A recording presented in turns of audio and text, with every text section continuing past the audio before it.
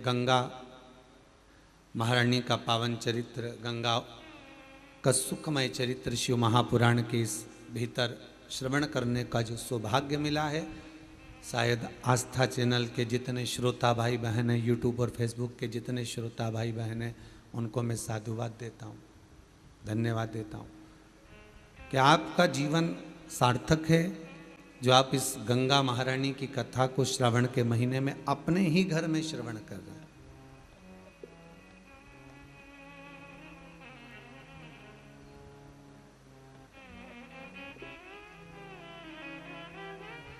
गंगा किसको तारती है?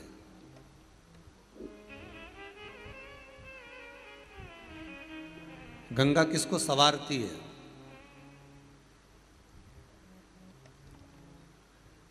किसी ने कहा कि प्राण छूटे और गंगा जी में ले जाकर अस्थियों को छोड़ दो तो गंगा मोक्ष देती है। विष्णु पुराण में, गर्ग संहिता में, देवी भागवत में, शिव महापुराण में, स्कंद पुराण में लेख लिखे हैं कि गंगा जी ने शंकर जी से वर मांगा था कि मेरे जल में जब तक जीव की अस्थियां पड़ी रहेंगी तब तक वो जीवात्मा वैकुंठ का भोग भोगेगी।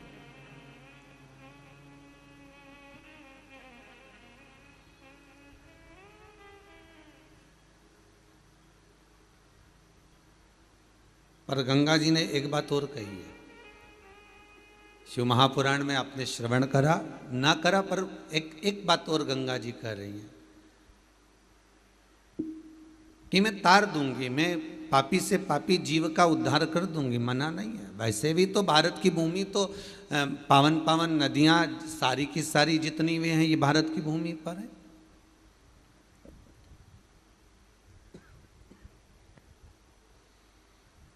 ये भारत माता पर विराजमान,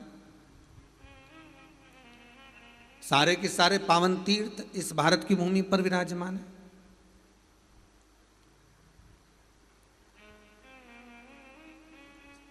पुण्यमय नदियां, पुण्यमय तीर्थ, पुण्यमय तालाब, सरोवर जितने भी हैं ये सब इस भारत की भूमि पर हैं।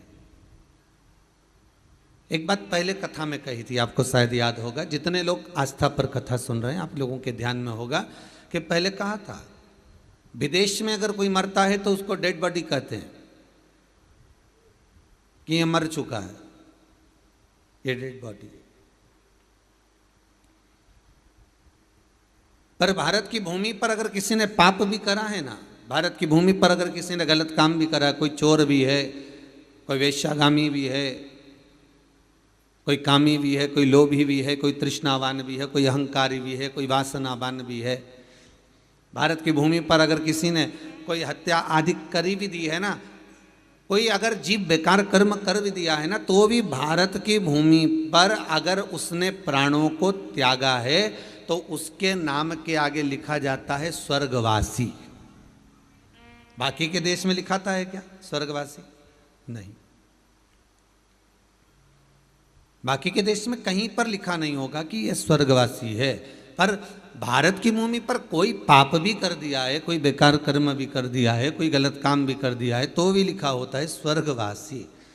भले बेकार कर्म कर दिया, भले पाप कर्म कर दिया, भले कुछ गलत कर दिया, पर नाम तो स्वर्गवासी आ गया, वैकुंठवासी आ गया। क्यों? क्योंकि भारत की भूमि एक ऐसी भूमि है, इस भारत की धरा एक ऐसी धरा है जहाँ पवित्र पवित्र नदियाँ विराजमान हैं, जहाँ पवित्र पवित्र तीर्थ विराजमान हैं, जहाँ पवित्र पवित्र आनंद सुख विराजमान है। यहाँ नित्य प्रति भगवत नाम का स्मरण होता रहता है, जहाँ का एक एक कंकर शंकर है। ऐसी पावन पवित्र भूमि भारत माता की है, जहाँ पर जीव कैसा भी हो अगर प्राणों को त्यागता है तो उसके आगे डेड बॉडी नहीं लिखी होती, उसके आगे स्वर्गवासी लिखा होता है कि ये स्वर्गवासी है। मतलब भले इसने पाप करा तो भी ये स्वर्ग का निवास करने वाला है, ये स्वर्ग की ओर निवास कर रहा है, ये स्वर्ग में बसा हुआ है।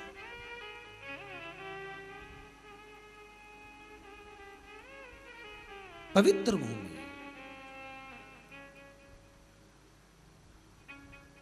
और उस पवित्र भूमि में ना जाने कितने साधक, कितने साधु, कितने तपस्वी, कितने संत, कितने महात्मा, कितने जोगी, कितने सन्यासी, कितने ब्राह्मण जन कितने विद्वज्जन इस भारत की भूमि पर भ्रमण करते रहते हैं, तप साधना करते रहते हैं, उपासना करते रहते हैं, मंत्र जाप स्मरण करते रहते हैं। और जब उनका मंत्र जाप का फल इस भूमि पर प्राप्त होता है तो यहाँ की जो रज है, यहाँ की जो धूल है, यहाँ की जो माटी है, वो सुख का अनुभव करा देती है, एक आनंद का अनुभव करा देती है।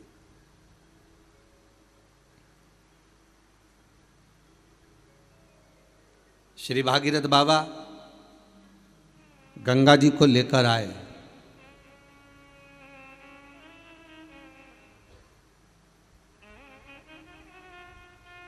भागीरथ बाबा तो गंगा जी को लेकर आए 60,000 काकाओं के उद्धार के लिए, और वो गंगा भी बहती हुई गौमुख से लेकर चलते चलते चलते चलते वो गंगा भी कलकत्ता तक जब पहुंची है, गंगा सागर तक जब पहुंची है, तो उसके घाट पर, उसके तट पर, गंगा महारानी के किनारे पर जितने जितने भक्त, जितने साधु, जितने सन्यासी, जितने साधक, जितने उपासक, जितने जीव रह रहे हैं, ये गंगा उनका कल्याण कर रही है। और जो उसकी शरणागति में जा रहा है, गंगा उसका उद्धार कर रही है।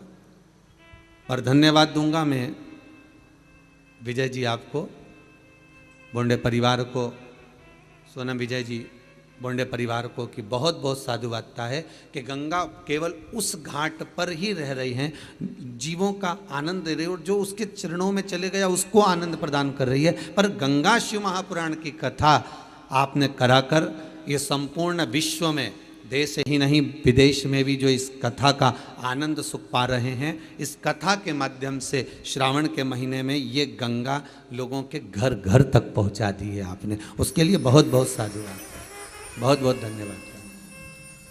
शिव महापुराण के रूप में गंगा शिव महापुराण घर घर तक पहुंचे।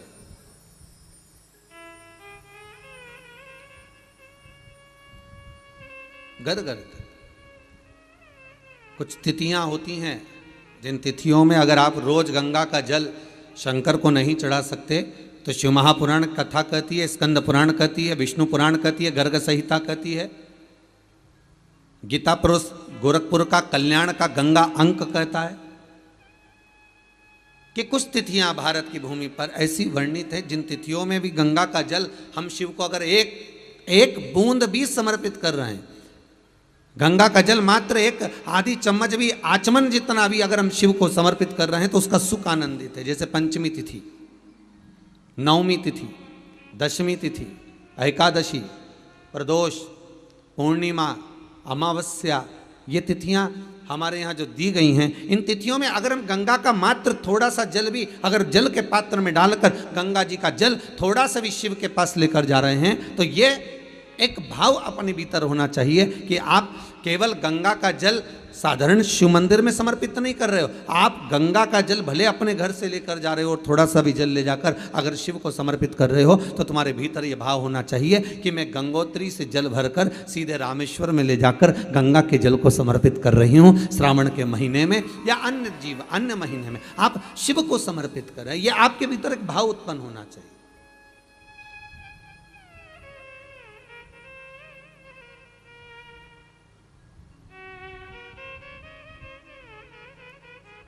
एक बड़ा सुंदर संवाद है महाराज।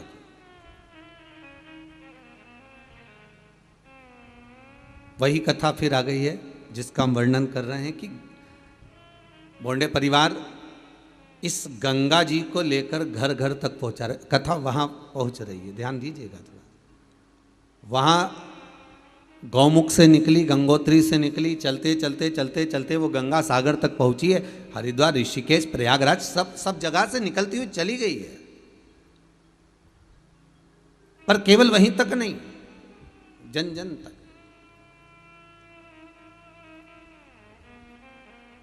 एक संत, बड़ा तपस्वी मुनि थे, बड़े बड़े साधक थे। वो मुनि किस प्रकार के थे कि वो साधना कोई अलग नहीं करते थे, वो कहीं बैठकर तप नहीं करते थे, वो कहीं बैठकर आराधना नहीं करते थे।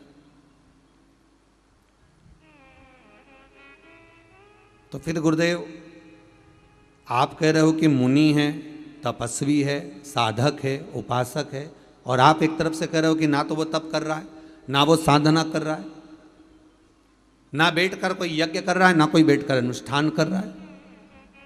फिर मुनि साधक उपासक कैसे हो गया? फिर तो इतना कह सकते हैं कि एक केवल एक ब्राह्मण है जो पूजन आदि में लगा हुआ है। नहीं नहीं नहीं, शिव महापुराण की कथा कहती है कि वो एक मुनि, एक साधक है, ब्राह्मण कुल में जन्मा, पर बड़ा तपस्वी। तपस्वी किस चीज का था? तो शिव पुराण कहती है उसको एक तप साधना थी कि वो कहीं अगर भगवान की कथा होती थी, कहीं अगर शिव महापुराण मिल जाए, कहीं भागवत पुराण मिल जाए, कहीं रामायण मिल जाए, कहीं गीता मिल जाए, कहीं भगवान का गुणगान करना मिल जाए, या कोई संतों का सानिध्य या संतों का समागम अगर कहीं प्राप्त हो जाए, कहीं भगवत चर्चा प्राप्त हो जाए, तो उस जगह पर जाकर बैठ जाता था।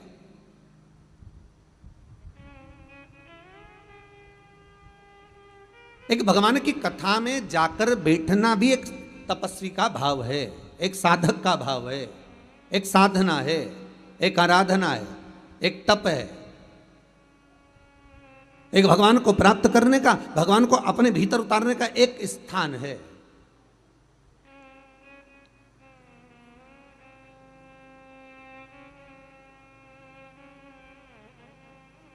महाराज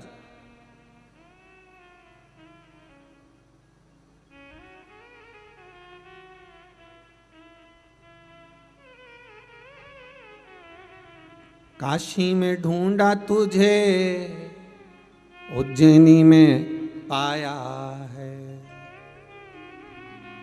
शिव पुराण के पन्नों में भोलेनाथ का ठिकाना है। ढूंढो उसको। तो कोई कहे, कोई बोल रहा हो, कोई साधक कह रहा हो आपसे कि हम तप नहीं करते, हम साधना नहीं करते, हम उपासना नहीं करते, हम भगवान की भक्ति में केवल अगर हमारे को कुछ आता है तो हम शिव महापुराण की कथा श्रवण कर लेते, हम भागवत पुराण, हम रामायण, हम गीता, हम भगवान का गुणगान कर लेते, बस केवल कथा में हमारी चित्त वृत्ति रमी हुई है। और आपका दिल, आपका हृदय, आपकी चित्त, आपकी वृत्ति, आपका मन अगर कथा में लगा हुआ है ना, तो समझ लेना आप मुनि हो, आप तपस्वी हो, आप साधक हो, आप उपासक हो। ये कई लोगों ने प्रश्न लिखकर भेजे हैं, बहुत सारे प्रश्न हैं और बहुत सारे संवाद भी हैं महाराज। इसमें कई लोगों ने लिखा है कि हम पहले कथा नहीं सुनते थे, किसी ने लिखा है कि हम पहले शिव मंदिर नहीं जाते थे, फिर किसी ने लिखा है कि हम भगवान का भजन करना नहीं जानते थे, हम शंकर पर जल कैसे चढ़ाएं हम वो नहीं जानते थे। पर हमको सीख मिल गई, हमको कुछ सीखने को प्राप्त हो गया, हमको कुछ मिला है।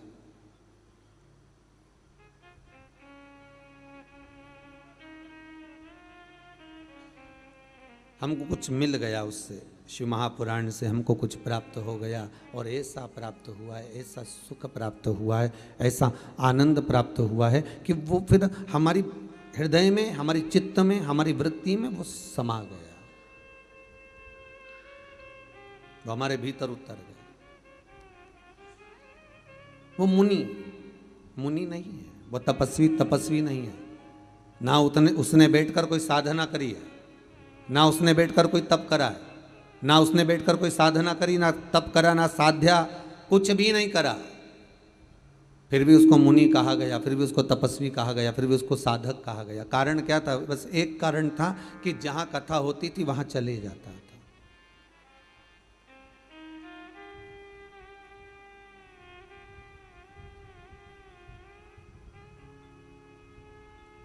जहां पर मिल गई शिव पुराण, जहां पर मिल गया भगवान का भजन, बस वहां बैठ जाता था। और एक नहीं, आप सब भी जितने आस्था चैनल के माध्यम से कथा श्रवण कर रहे हो ना, जितना फेसबुक यूट्यूब पर आप लोग कथा को सुन रहे हो, आपको साधुवाद दूंगा, आप भी किसी तपस्वी से कम नहीं हो, आप भी किसी साधक से कम नहीं हो, आप भी किसी उपासक से कम नहीं हो।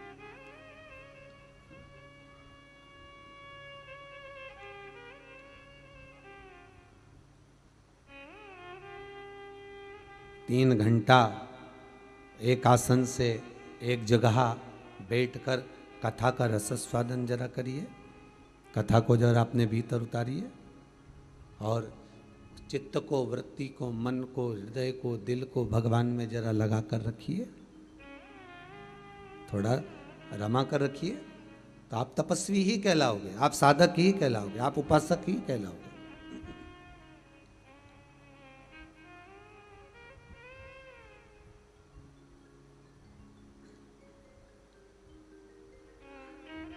आपकी उपासना हो गई। वो ब्राह्मण केवल मुनि का जो वेश रखता है और भगवत की चर्चा में, भगवान के स्मरण में डूबा रहता। 4 संत निकल कर जा रहे थे, बड़े जटाजूट बंधे हुए थे, बड़ी माला कंठी पहने हुए थे, बहुत बहुत माला धारण करे, चंदन लगाया हुआ है, खूब सावधान, बहुत साधु सन्यासी का वेश धरे हुए। और ये व्यक्ति कहीं से शिव महापुराण की कथा, कहीं से भगवान की चर्चा कर कर आ रहा था। और इसके पास में वो जो जाने वाले व्यक्ति थे, उन्होंने 4 संतों ने आकर पूछ लिया, भैया ओ भैया, तुम मुनि के वेश में लग रहे हो, तुम तपस्वी के वेश में लग रहे हो, वस्त्र भी तुम तपस्वी ऐसा धारण कर कर रखे हो, पर एक मन में एक प्रश्न है, हम यहां से हरिद्वार जाना है, आप हमको रास्ता बता दोगे क्या हरिद्वार जाने का? उसने पूछा काहे के लिए जाना है? अरे गंगा का स्नान करने जाना है हमको। अच्छा अच्छा अच्छा, गंगा स्नान के लिए जा रहे हो? हाँ चले जाओ, यहाँ यहाँ हमको देखो, हम जानते तो नहीं हैं, तो आप इस गांव के नहीं हो क्या? हम गांव के ही हैं। कितने साल हो गए गांव में रहते रहते? लगभग हमको हो गए 50 साल 100 साल। हमारे दादा वगैरह भी यहीं रहते थे, पर हम जब पैदा हुए, हमारी उम्र हमारी 50 साल की हो गई, हम कितने साल से रह रहे हैं। अच्छा ठीक है, तो तुम्हें यह नहीं मालूम कि हरिद्वार का रास्ता कौन सा है? गंगा किधर है आपको मालूम नहीं है क्या? उसने हाथ जोड़कर कहा, भैया देखो बात इतनी सी है कि मैं गंगा माता को नमन करता हूं, मैं गंगा के चरणों को पावन समझता हूं, मैं गंगा के चरणारविंद का स्मरण करता हूं, मैं गंगा जी को अपने मस्तक पर चढ़ाता हूं। पर सबसे बड़ी बात केवल इतनी सी है कि मैं आज तक गंगा को नहाने के लिए नहीं गया। कितने दूर है यहां से? पूछा। बस मैंने सुना है यहां से 42 किलोमीटर की दूरी पर गंगा जी है। 42 किलोमीटर दूरी पर आना, और तुम कभी नहाने नहीं गए? नहीं नहीं नहीं, नहीं मेरा जाना नहीं हुआ। तो गंगा का रास्ता तो देखा होगा? पता नहीं, पर तो लोग कहते हैं इधर से जाते हैं, लोग कह रहे हैं इधर से जाते हैं। अब मैंने देखा तो है नहीं, मैंने जानता तो नहीं। अच्छा अच्छा, ठीक ठीक ठीक। संतों को आ गया क्रोध। चारों संतों ने मिलकर एक साथ कहा, कैसा मूर्ख है, कितना पागल व्यक्ति है। 42 किलोमीटर दूर गंगा जी विराज रही है, 42 किलोमीटर दूर गंगा विराजमान है, और 42 किलोमीटर दूर ये आज तक गंगा नहाने नहीं गया, तो इसके बराबर पापी कौन होगा?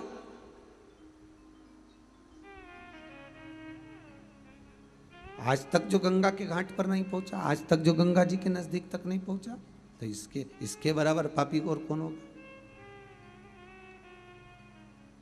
चारों ने कह दिया, तेरे जैसे पापी का हमने कहाँ मुख देख लिया, कहाँ हमने मुंह देखा, तेरे जैसे पापी का कहाँ हमने मुख देख लिया, कहाँ मुख देखा। चारों हर गंगे हर गंगे हर गंगे कहते कहते गंगा जी के घाट पर हरिद्वार के उधर जाने लगे, गंगा को ढूंढने के लिए, गंगा को पाने के लिए जा रहे हैं। चारों जब चले, हरिद्वार पहुंच गए। किसी से पूछा यहाँ हरिद्वार है? हाँ ये हरिद्वार है, पर यहाँ गंगा जी तो दिख नहीं रही है, गंगा तो नहीं दिख रही है, गंगा कहाँ है? भैया हरिद्वार तो यही और गंगा भी यहीं थी, पर पता नहीं कहाँ चली गई। उन्होंने कहा चलो और आगे गंगा जी को देखते। ऋषिकेश पहुंच गए, यहाँ भी गंगा नहीं है। ढूंढते ढूंढते और आगे बढ़े, और आगे, और ढूंढते ढूंढते ढूंढते ढूंढते गंगोत्री तक पहुंच गए, पर गंगा नहीं मिली।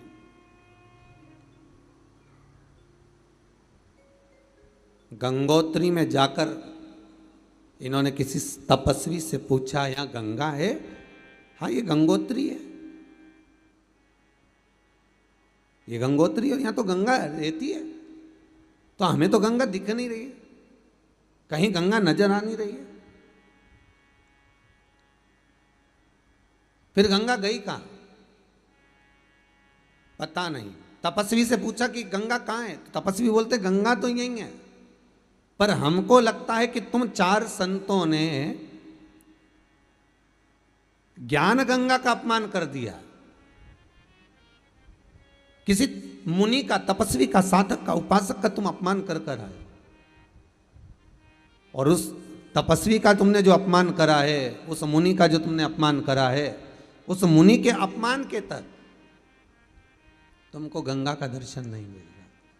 बहुत ध्यान देना महाराज, ये शिव ज्ञान गंगा है और वो अविरल बहने वाली विष्णुपदी भागीरथी एक गंगा वो है। एक ये ज्ञान गंगा है और एक भागीरथी विष्णुपदी एक वो गंगा है।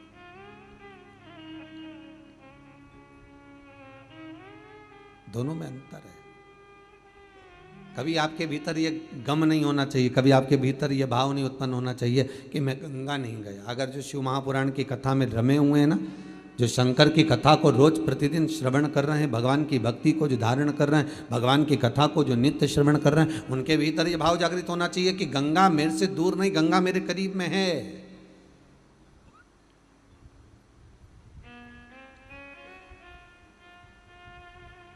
गंगा ज्यादा दूर नहीं, गंगा मेरे नजदीक में। अब क्या करा जाए? तो कहा उस मुनि के पास जाओ। चारों संत मुनि को ढूंढते ढूंढते पहुंचे। वो कथा में बैठा हुआ था, कहीं शिव महापुराण, कहीं सत्संग, कहीं भजन, कहीं कीर्तन, कहीं स्मरण, कहीं नाम जाप, कहीं मंत्र जाप में डूबा हुआ था। गया, चारों मुनियों ने, संतों ने उसके चरण पकड़ लिए। हमसे गलती हो गई, हमने तुम्हें अपमान कर दिया, हमने तुम्हारा अपमान कर दिया, हमसे गलती हो गई। गुरु शिव महापुराण में एक बात कही थी, आप कितनी भी गलती कर रहे हो, आप क्या शब्दों का संबोधन कर रहे हो, आप क्या बोल रहे हो, ये मतलब नहीं है। सबसे मूल ये है कि आप अगर कोई गलती को कर दिए हो तो सबसे पहला संबोधन आपके मुख से निकलना चाहिए क्षमा, सॉरी।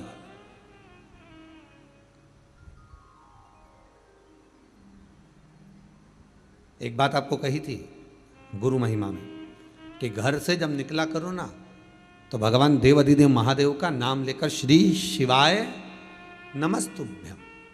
घर से जब निकलो, कोई कार्य के लिए जा रहे हो तो आप श्री शिवाय नमस्तुभ्यम का स्मरण कर कर जाइए। आप किसी काम के लिए आगे बढ़ रहे हो, श्री शिवाय नमस्तुभ्यम का स्मरण कर कर जाइए। जिस समय आपके मुख से श्री शिवाय नमस्तुभ्यम का स्मरण हो जाए, या शिवलिंग का स्पर्श हो जाए, या शंकर का अनुमोदन कर कर ओम नमः शिवाय बोलकर, या राम बोलकर, कृष्ण बोलकर, शिव बोलकर, आपके भीतर जो रमा हुआ है, आप राम को मानते हैं, आप राम को मत माने, हम मना नहीं करेंगे। आप कृष्ण को माने तो कृष्ण को माने, हम मना नहीं करेंगे। आपका दिल जिससे लगे, आपका चित्त वृत्ति जिससे लगे।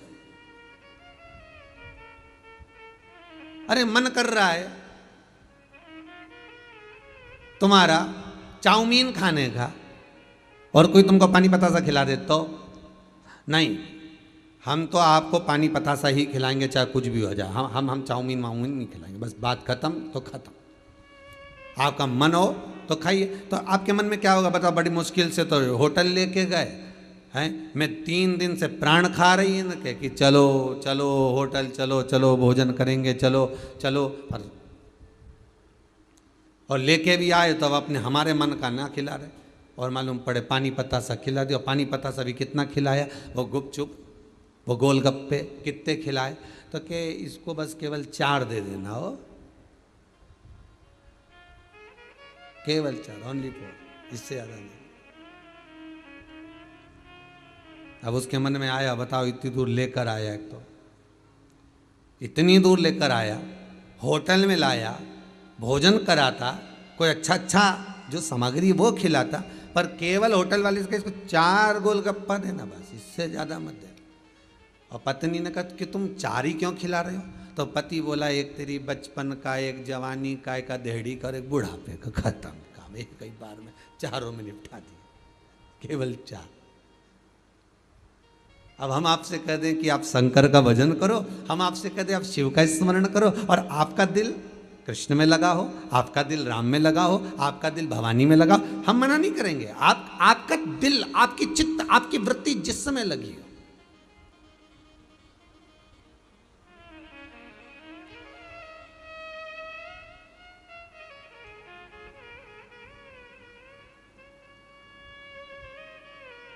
आपका मन जहां रम जाए। हम कई बार कहते हैं दुनिया के लोग निर्जीव चीज से प्रेम करते हैं और जीवित चीज से प्रेम नहीं कर पाते।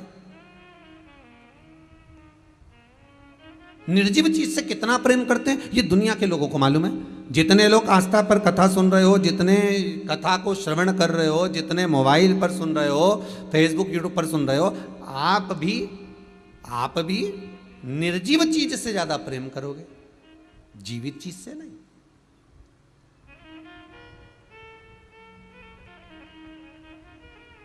कपड़े इतने संभाल कर रखोगे, अब वो जीव है क्या? वो जीवित है क्या? अरे बोलो, ईमानदारी से बोलो, वो जीवित है क्या? उसमें प्राण है क्या? नहीं। पर इतने संभाल, क्योंकि वो निर्जीव है, इतने संभाल कर रखा, इतने आराम से, इतने साध कर रखा।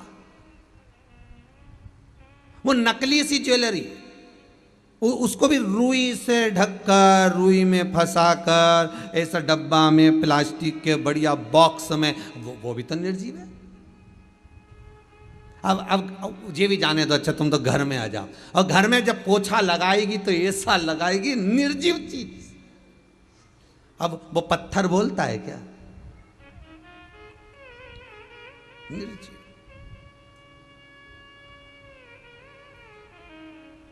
निर्जीव चीज को तो तुमने संभाला, और जो जीवित था उसको संभाल सके क्या? बहू अपने कमरे का पोछा इतने शान से लगवाती है, अच्छे से निकालना, अच्छे से लगाना, उधर से निकाल कचरा, सब पलंग के नीचे से निकाल, इधर पीछे से निकाल, हाँ इधर कंप्यूटर थोड़ा साइड कर दे, वहां से पोछा लगाती हुआ अच्छे से लगाती है ना, ओ मेरा कमरा है बिल्कुल साफ दिखना चाहिए, क्लीन दिखना चाहिए।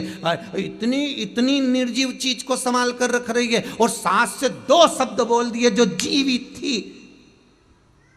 अब ईमानदारी से बोलो, शिव महापुराण की कथा कहती है निर्जीव चीज तुम्हारे मरने के बाद दूसरे की हो जाएगी, और जीवित जिसका तुम अपमान कर रहे हो, जिससे तुम मीठे बोल नहीं बोल सक रहे, जिससे तुम प्रेम के शब्द नहीं बोल सक रहे, अगर इससे प्रेम के संबोधन कर लेती, इससे मीठा बोल लेती, इससे तुम अच्छे स्नेह से बात कर लेते, और ये जीवित चीज आज नहीं तो कल, कल नहीं तो परसों, परसों नहीं तो तुम्हारे प्राण छूटने के बाद तुम्हारे ही संस्कार तुम्हारे बच्चों में आएंगे। अगर तुम प्रेम से रिझाते होते तो बच्चे भी वैसे ही उत्पन्न होते चले जाते, क्योंकि जीवित से प्रेम नहीं करा, तुमने निर्जीव से प्रेम करा।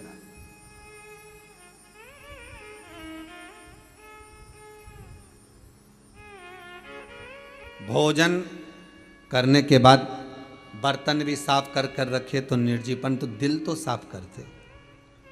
सास से, पति से, पत्नी से, भाई से, बंधु से, कुटुंब कबीले से, रिश्तेदारों से, नातेदारों से, अपनों से, बच्चों से, बच्चों के माता पिता आदि, एक दूसरे से प्रेम की वाणी तो बोलते। हम निर्जीव को संवार रहे हैं, हमने जीव को नहीं संवारा। हम निर्जीव को संवारने का प्रयास करते रहे, पर हम जीव को नहीं संवार पाए।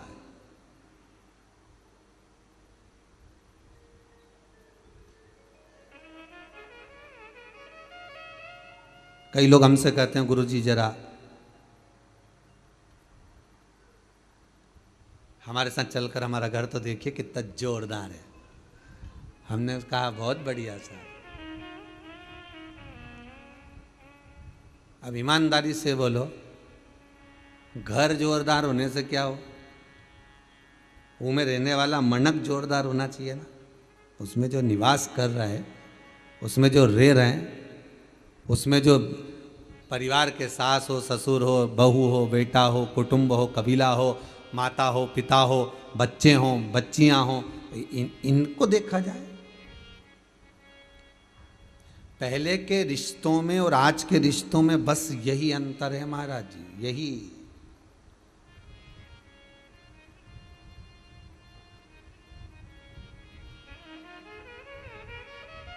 यही है।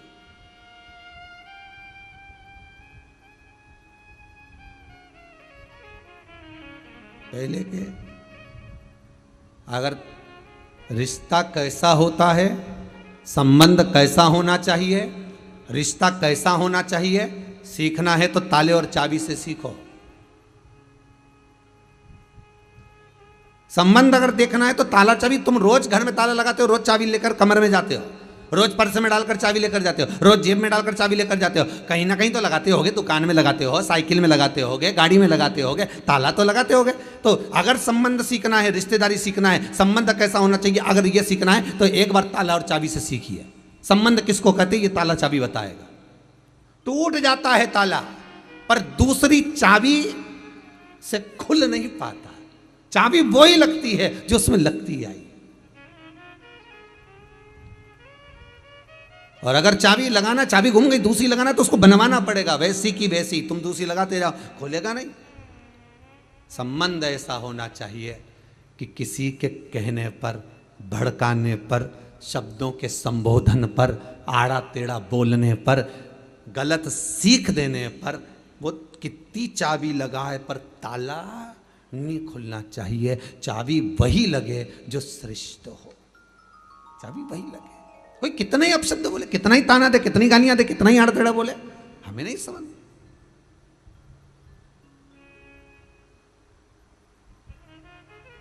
आग लगे बस्ती में, अपन रहो मस्ती में, वही सुख मिल सकता, वही। हम निर्जीव को संवार रहे हैं, जीव को नहीं संवार। हम निर्जीव, बस गंगा की कथा यही कह रही है, शिव महापुराण की कथा यही कह रही है कि जीते जी तो कभी गंगा नहाने गया नहीं, और मरने के बाद वह लोटा में भर लिया। तो पूछा ये लोटे में भर के कहाँ जा रहे हो, तो कि गंगा जी ले जा रहे। अच्छा गंगा जी, हाँ। तो क्या ये जिंदा थी जब गई थी क्या, कि नहीं हमारी अम्मा तो कहीं नहीं गई हो, ठीक है। ये मरा, जो मर गया, ये कभी गंगा जी गया था क्या, नहीं, ये दादाजी भी नहीं गए, कभी पिताजी भी नहीं गए। तो फिर तो कि उनकी अंतिम इच्छा थी। अच्छा, उनकी इच्छा ये थी कि भगवान ऐसी कृपा कर दे कि मेरी औलाद मुझे एक बार हरिद्वार नहवा के लिया, एक बार गंगा जी नहवा के लिया। और इनने क्या कहते हैं, उनकी अंतिम इच्छा थी कि गंगा जी जाना है। तो अंतिम इच्छा मतलब पूरी करो, एक बार जीते जी लेकर तो जाते। फिर वही वाली बात आ गई, एक बार ट्रेन से जा रहे थे हम कहीं, और कोई गंगा जी जा रहे थे हरिद्वार इलाहाबाद, तो वो बैठे, उन्होंने इतनी बड़ी लाल कलर की झोली ऊपर टांग दी, उसमें सीट पे रख दी ट्रेन की। अब हमारी बर्थ इधर की थी और उनकी बर्थ सामने की, अब उसने सीट पर रख दी। अब उस सीट खाली थी, खाली सीट पर कोई बच्चा को बिठा दिया। जैसे ही बच्चे को बिठाया तो वो जो नीचे बैठा था उसको गुस्सा आ गया, हमारी अम्मा बैठी है, उतरो नीचे। अब अम्मा तो कोई दिख नहीं रही थी कि अम्मा कहाँ बैठी, उतरो नीचे, हमारी अम्मा बैठी। अब वो झगड़े, सबसे झगड़े, हमारी अम्मा बैठी नीचे उतरो, अम्मा बैठी नीचे उतरो। अब सबको नीचे उतारे। तो थोड़ी देर बाद किसी ने पूछ लिया, तुम्हारी अम्मा तो कोई दिख नहीं रही, और कह रहे अम्मा बैठी कर रहे, कब से कर रहे, 2-4 घंटे से, किसी को बैठने नहीं दे रहा, सीट खाली है, तुम्हें दिख नहीं रहा हमारी अम्मा बैठी है। तो अम्मा कहाँ है, वो झोली में है, जो इतना बड़ा लाल कपड़ा है ना, उसमें हमारी अम्मा भरी हुई है। अच्छा, कहाँ गई, तो फिर ये क्या है, अम्मा की अस्थियां हैं। हमें कहा था किसी ने इनकी एक रिजर्वेशन सीट बुक कराना, इनको पूछते हुए लेके जाना, तो उनको चाय भी पिला रहे हैं, एक पत्तल अलग से भोजन की भी लगाई, अम्मा चलो, अम्मा जी कर लो, अम्मा पानी पी लो, इतने प्रेम से लेके गया और गंगा जी में ले जाकर पूजन वूजन करके खवा दिया। अब ईमानदारी से बोला, जितने प्रेम से तू हड्डियां लेकर गया था, जितने प्रेम से तू अस्थियां लेकर गया था, इतने प्रेम से अम्मा जब जिंदा थी और दिल से कह देता, अम्मा चल, सावन का महीना है, तेरे को कुबेरेश्वर धाम ले चलो। अम्मा चल मैं तुझे महाकाल ले चलूं। अम्मा चल मैं तुझे विश्वनाथ ले चलूं। अम्मा चल मैं तुझे हरिद्वार, मैं तुझे ऋषिकेश ले चलूं, मैं तुझे प्रयागराज ले चलूं। चल अम्मा, मरने के बाद लोग लेकर जाते हैं अस्थियों को, मैं तुझे जीते जी लेकर चलता हूं। तब अम्मा का जो दिल प्रसन्न होता और चाय पिलाता ट्रेन में, बच्चों को जैसे कुरकुरा खिलाए, टाइम टाइम पे बिस्कुट भी मम्मी पर्स में से हेड़ के देती जाए, ऐसे सास को टाइम टाइम पे सब कुछ खिलाती हुई लेके जा, तो सास भी के मेरी बहू जैसी दुनिया में बहू नहीं होगी। क्या पूछ रही है साहब, कितना सम्मान करके ले जा रही, कितना आदर करके ले जा रही। और मालूम पड़े अकेली केवल पर्स खोला ने, उसमें से वो टॉफी निकाल के बैठिए।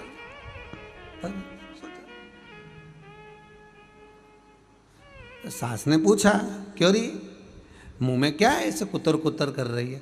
कुछ नहीं, ठंड लग रही, एसी तेज चल रहा है ट्रेन का, इसलिए ठंड लग रही, दांत कटकटा रहे, सुख बोलो। जीते जी दंगम दंगा, मरे पीछे पहुंचा दी गंगा। शिव महापुराण कहती है ऐसे गंगा जाने से कोई लाभ नहीं है। गंगा कहती है एक बार जीते जी मुझ में डुबकी तो लगा कर जाओ, फिर मरने के बाद अस्थियां लेकर मत आना। गंगा कहती है मैं खुद तुम्हारे दरवाजे पर पहुंच जाऊंगी, तुम्हें आने की जरूरत नहीं पड़ेगी, मैं खुद पहुंचूंगी। गंगा नहाना का मतलब क्या है, गंगा का स्नान का मतलब क्या है, बोलो जरा। जितने लोग आस्था पर कथा सुन रहे हैं, जितने लोग मोबाइल पर यूट्यूब फेसबुक पर कथा सुन रहे हो, गंगा शिव महापुराण की कथा सुन रहे हो, गंगा नहाने का मतलब क्या है, गंगा स्नान का मतलब क्या है?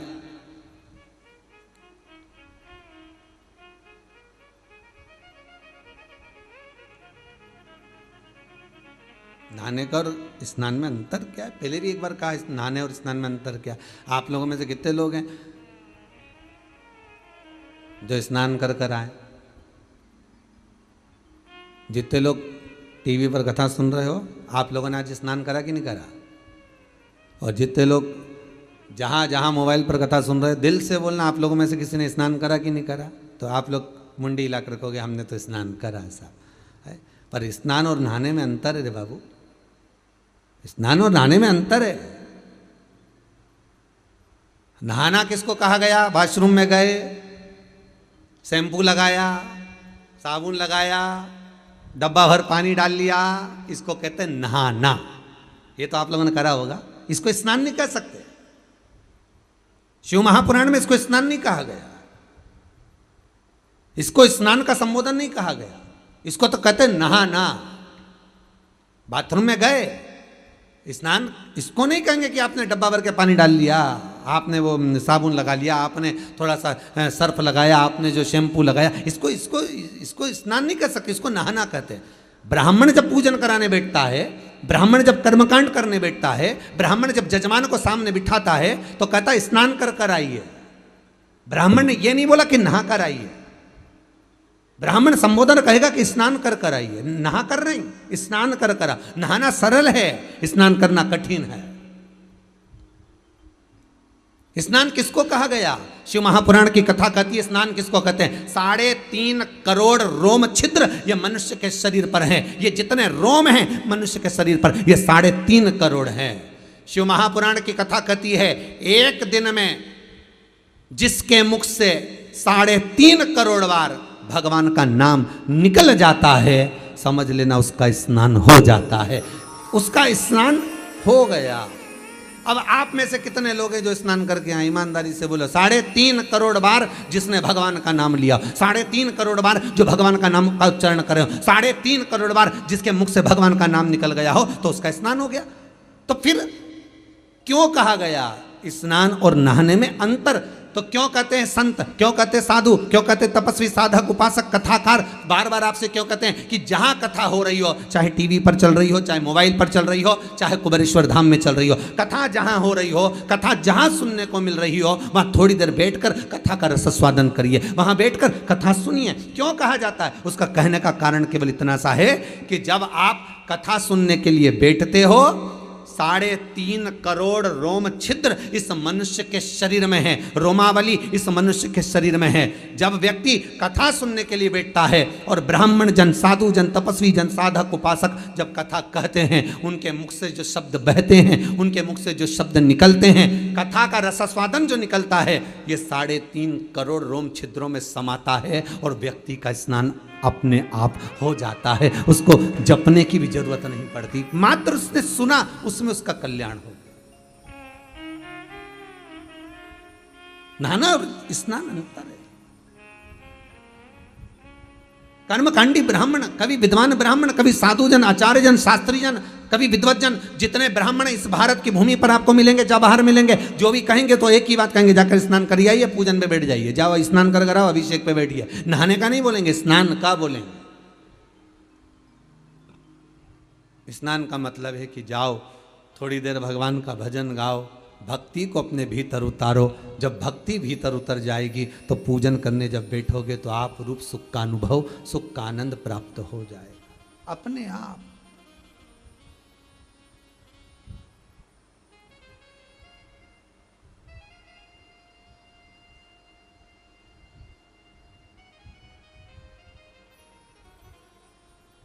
अपने आप भीतर से भक्ति का। गंगा कहती है कि मेरे पास में ये गंगा स्नान का मतलब क्या है? क्या मतलब है?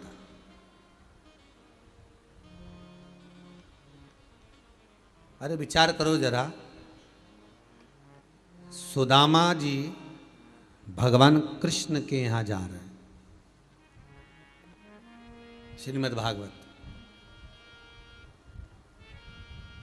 10वें स्कंद। सुदामा जी भगवान कृष्ण के यहाँ जा रहे हैं और सुशीला उनसे कह रही है, रोज कहती है सुशीला कि तुम द्वारका जाओ, तुम द्वारका जाओ, जाओ द्वारकाधीश के दरवाजे पर, जाओ द्वारकानाथ के दरवाजे पर। भारत की भूमि की पहली स्त्री थी, पहली नारी थी जो अपने पति से रोज कहती थी कि द्वारका जाओ, द्वारका जाओ, द्वारकाधीश के दरवाजे जाओ। नहीं तो आज के ज़माने की सारी नारियां सुबह से उठकर एक ही बात कहती, दूध की थैली लिया, जाओ जरा गिलकी लिया, आलू लिया, टमाटर लिया, जाओ जरा हरा धना लिया, हरी मिर्ची लिया।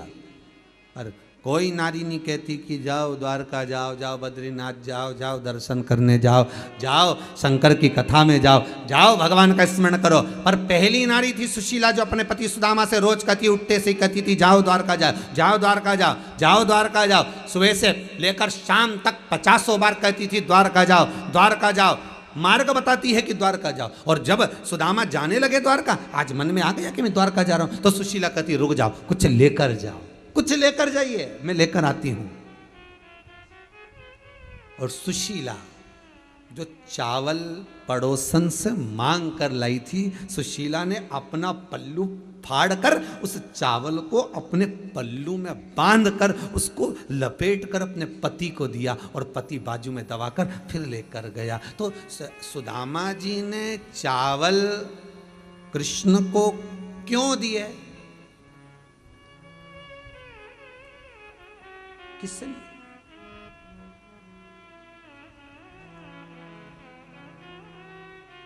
और वो दे भी रही है तो काय में दे रही है? पल्लू में।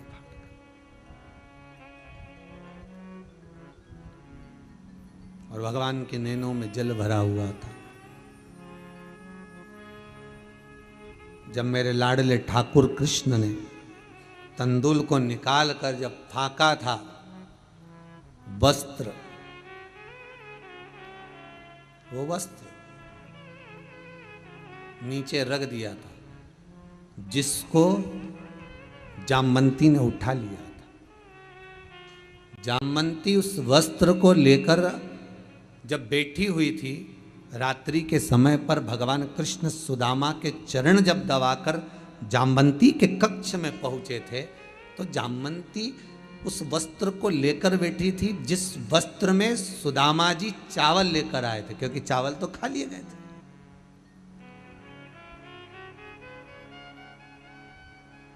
वो केवल वस्त्र बचा हुआ था। जामवंती उसको लेकर बैठी थी, तो द्वारकानाथ ने पूछ लिया, हे जामवंती, ये वस्त्र, ये तो सुदामा जी वाला वस्त्र है। हाँ, लेकर क्यों बैठी हो, किस लिए बैठी हो? जामवंती कहती है मुझे लगता है ये वस्त्र नहीं है।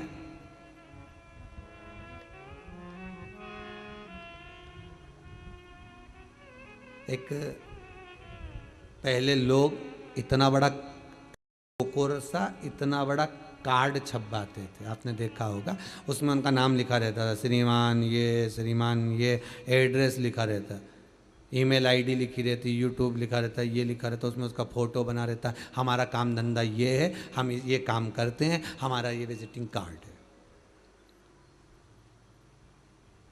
अब सुदामा अपना पता किससे देते? सुशीला बड़ी समझदार थी, उसने कपड़ा नहीं भेजा है, सुशीला ने वस्त्र नहीं भेजा, सुशीला ने कपड़ा जो बांध कर भेजा है वो कपड़ा नहीं है, वही विजिटिंग कार्ड है, वही पता बताने वाला कार्ड है। कि सुदामा चावल तो दे दिए हैं, पर पता कौन बताएगा कि जो तुम्हें त्रिलोकी का नाथ अगर कुछ देगा तो सामान कहां भेजेगा, सामान भेजना कहां है। इसलिए वो वस्त्र जामवंती ने उठा लिया था, और वो जामवंती उस वस्त्र को देखकर द्वारकाधीश से कहती है ये वस्त्र आप रखिए, आपको मालूम पड़ेगा कि जो आप 3 मुष्टिक पाए हो, उस 3 मुष्टिक का भाग भेजना कहाँ है ये आपको मालूम पड़ेगा। स्थान बताया, एड्रेस बताया। कोई आपसे पूछ ले कि गंगा नहाने का, गंगा स्नान का मतलब क्या है, तो गंगा स्नान का एक ही मतलब है, शिव महापुराण में बहुत सुंदर मतलब बताया है कि गंगा नहाने का मतलब क्या है। हम गंगा नहाने क्यों जा रहे हैं, हम गंगा का स्नान करने के लिए क्यों जा रहे हैं?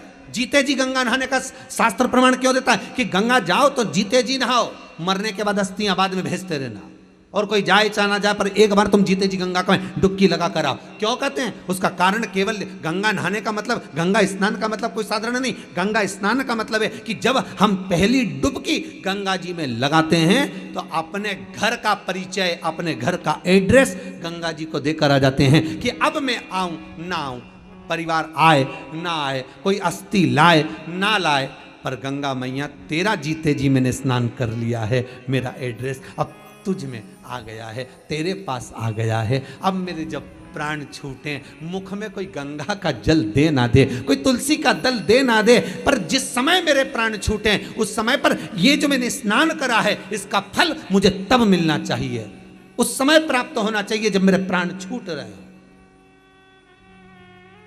ये एड्रेस बता दिया जाता गंगा जी।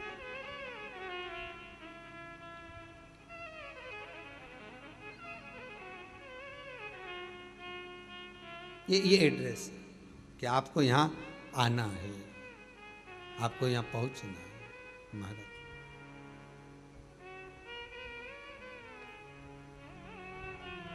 एड्रेस बता कर पता,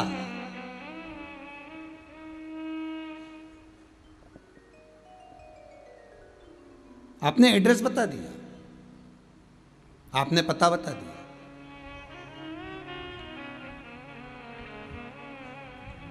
शिव पुराण कह रहे, 4 संत उस मुनि से कह रहे कि गलती हो गई, इस गंगा के आगे सारी गंगा फीकी है। जहां भगवत चर्चा चल रही हो, जहां भगवत भजन चल रहा हो, जहां स्मरण चल रहा हो, जहां शिव महापुराण, भागवत, रामायण, गीता, आप जिस संवाद में डूबे हुए वो उसके आगे सब फीका है।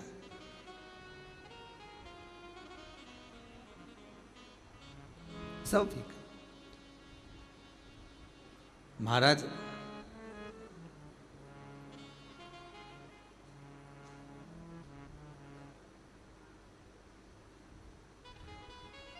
गंगोत्री में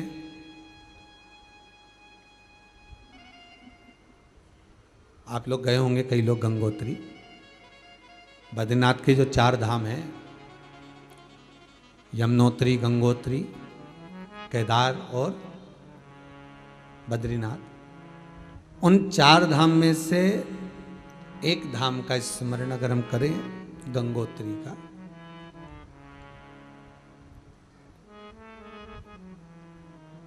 वहां बैठकर भागीरथ जी महाराज ने तप साधना करी। शिव महापुराण कथा कहती है।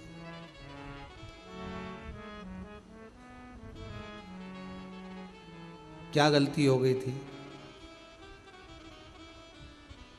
राजा सगर जब यज्ञ अनुष्ठान किए, अश्वमेघ यज्ञ करे, उसका यज्ञ का जो अश्व था वो इंद्र ने चुरा लिया था। इससे पहले की एक कथा में कहा था, आप जब जब कोई अनुष्ठान करेंगे, कोई तप करेंगे, कोई साधना करेंगे, कोई भजन करेंगे, कोई कीर्तन करेंगे, तो उसमें आपके व्रत वाले दिन इंद्र स्वयं जान कर कर आपको क्रोध दिलाते हैं। क्यों क्रोध दिलाते हैं? जिससे आपके मुख से अपशब्द निकले, अपशब्द निकले। शिव महापुराण के अंदर एक बार को नैमिषारण्य की कथा में जब 108 शिव महापुराण की कथा रखी थी, तो उसमें एक बात कही थी, जिस दिन अपने पूर्वजों का आप श्राद्ध करें, जिस दिन किसी ब्राह्मण को आप भोजन कराएं, जिस दिन आप गुरुजन के चरणारविंद में जाएं, जिस दिन आप यज्ञ कर रहे हो, आपके घर में अनुष्ठान कर रहे हो, आपके घर में सत्यनारायण जी की कथा कर रहे हो, आपके घर में आप पूजन कर रहे हो, आप शिव स्तुति कर रहे हो, आप शंकर का अनुमोदन कर रहे हो, आप शंकर जी का पूजन करने जा रहे हो, शिव महापुराण की कथा कहती है, उस दिन आप ब्राह्मण भोजन कराएं, श्राद्ध करें, पूजन करें, उस दिन आपके मुख से कोई ऐसा शब्द ना निकले जिससे किसी के हृदय को घात पहुंचे, और वो हृदय को घात पहुंचे तो वो आपका करा धरा सब बेकार।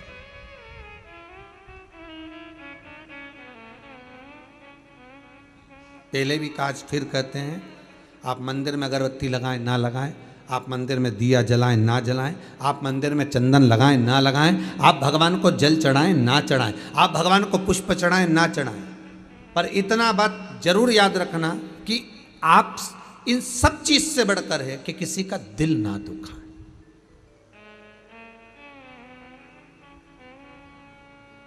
हृदय चित्त निर्मल,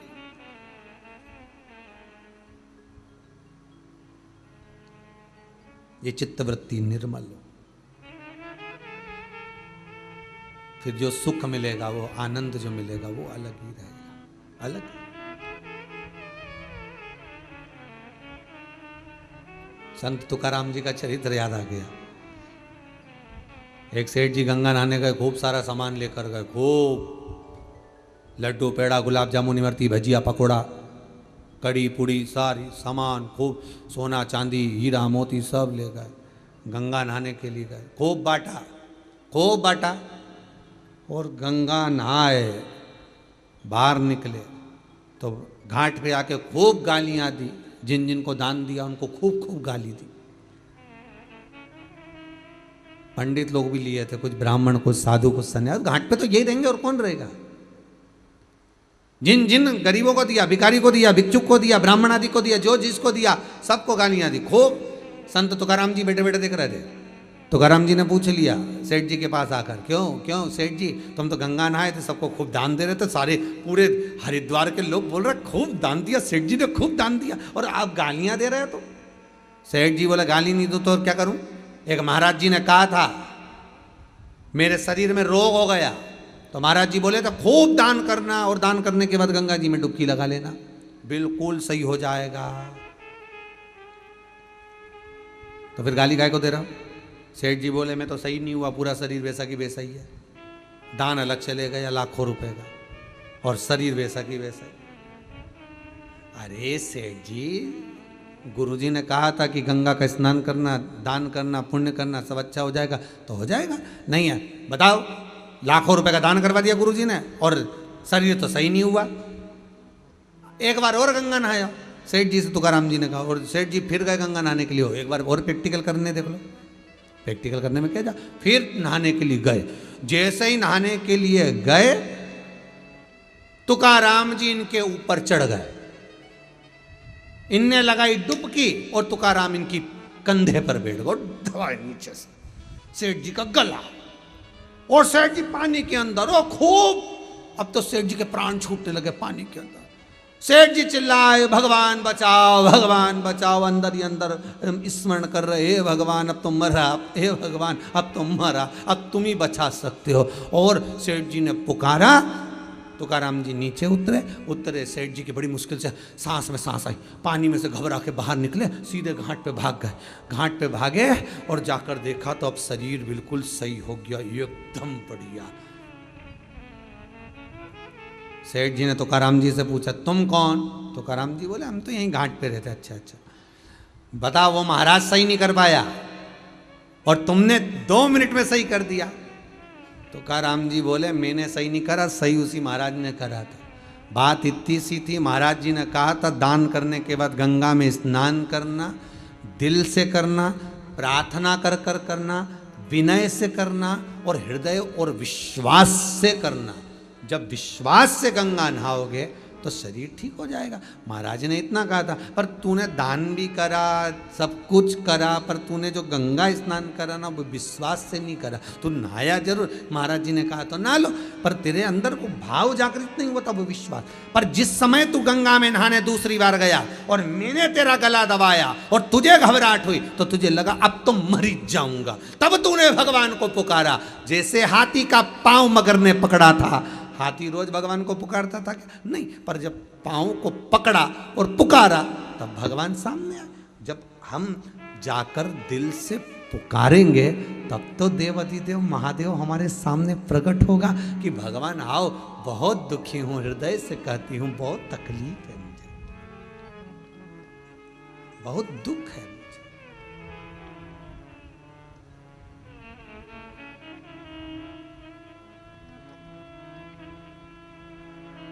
बहुत तकलीफ। भगवान को दिल से पुकारोगे भगवान आएगा।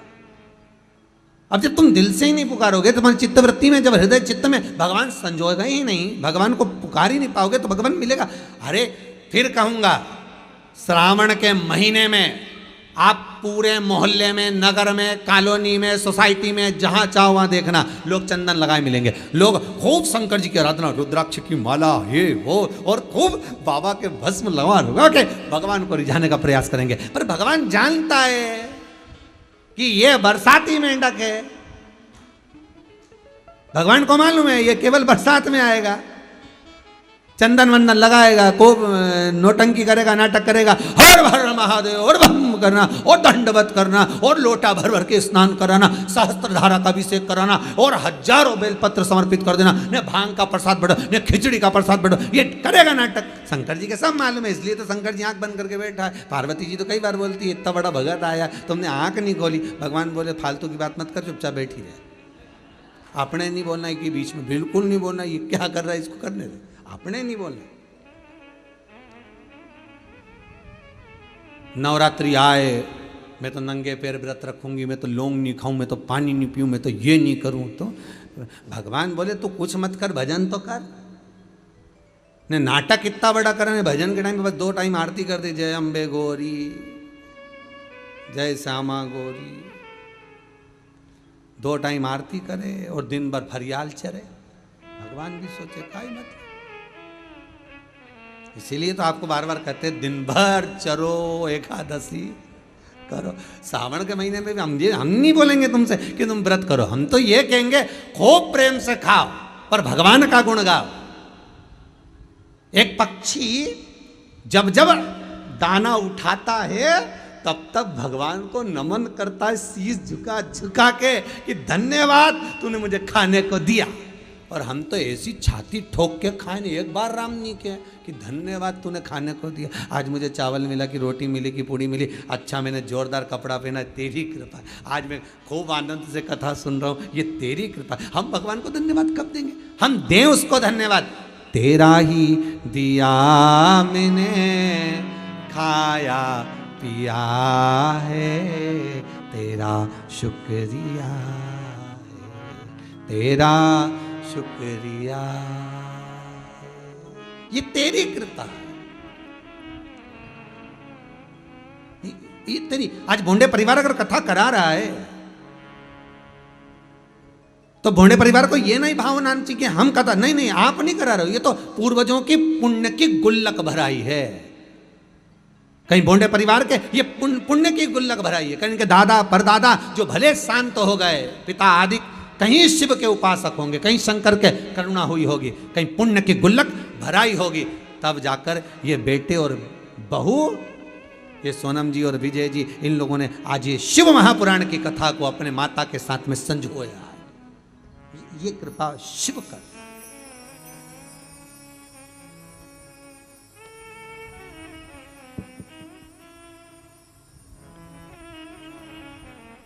बहुत कठिन काम है महाराज जी, बहुत कठिन। भगवान कभी नहीं कहता कि मुझे पाने के लिए अब कपड़ा बदलो, भगवान कहता मुझे पाने के लिए कलेजा बदलो। कपड़े से मतलब नहीं चलेगा, कितना ही चेंज करो उसको कोई फर्क नहीं पड़े, वो तो तुम बदल बदल के देख।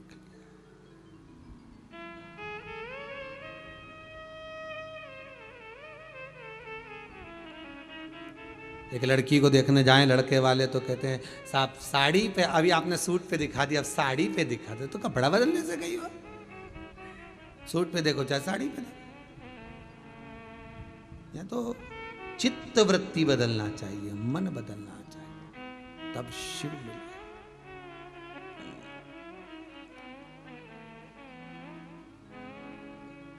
भागीरथ बाबा ने तब गंगोत्री में बैठकर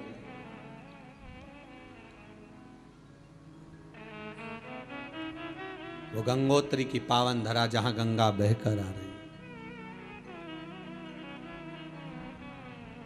किसके लिए करा, किसके लिए? केवल अगर करा है तो जो इंद्र अश्व चुरा कर ले गया था अश्वमेघ यज्ञ का, और वो अश्व कहाँ था? इंद्र ने ले जाकर दूर छोड़ दिया, वो कपिल मुनि के आश्रम में चर रहा था। सगर के पुत्रों ने देखा, और राजा सगर के पुत्रों ने देखकर कहा कि बताओ ये संत ही ऋषि है, अश्वमेघ यज्ञ का जिसने अश्व चुरा लिया ये ऋषि है।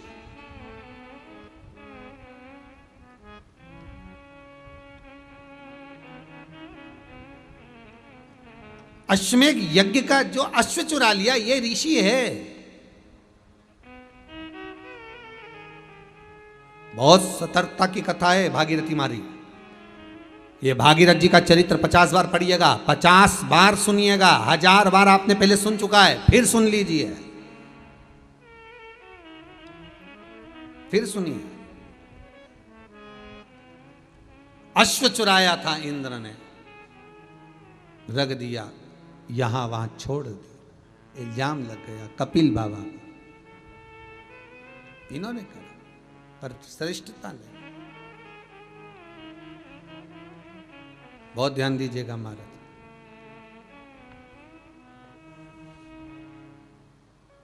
शब्दों के जब तीर चलाए गए बाबा को अच्छा नहीं लगा। तुम चोर हो, यज्ञ के अश्व को तुमने चुराया है। एक बात बहुत ध्यान में उतारिएगा, किसी जगह पर यज्ञ हो रहा है, बड़ा विशाल यज्ञ हो रहा है, बड़ी विशाल श्रीमद् भागवत कथा हो रही है, बड़ी विशाल शिव महापुराण की कथा हो रही है, बड़ी विशाल रामचरितमानस हो रही है, बड़ा विशाल कार्यक्रम हो रहा है साहब, बड़ा विशाल यज्ञ हो रहा है, बड़ा विशाल प्राण प्रतिष्ठा हो रही है, बड़ा विशाल ये कार्यक्रम हो रहा है। धर्म का कार्य अगर कहीं पर हो रहा है तो आप भी धर्म से जुड़ना,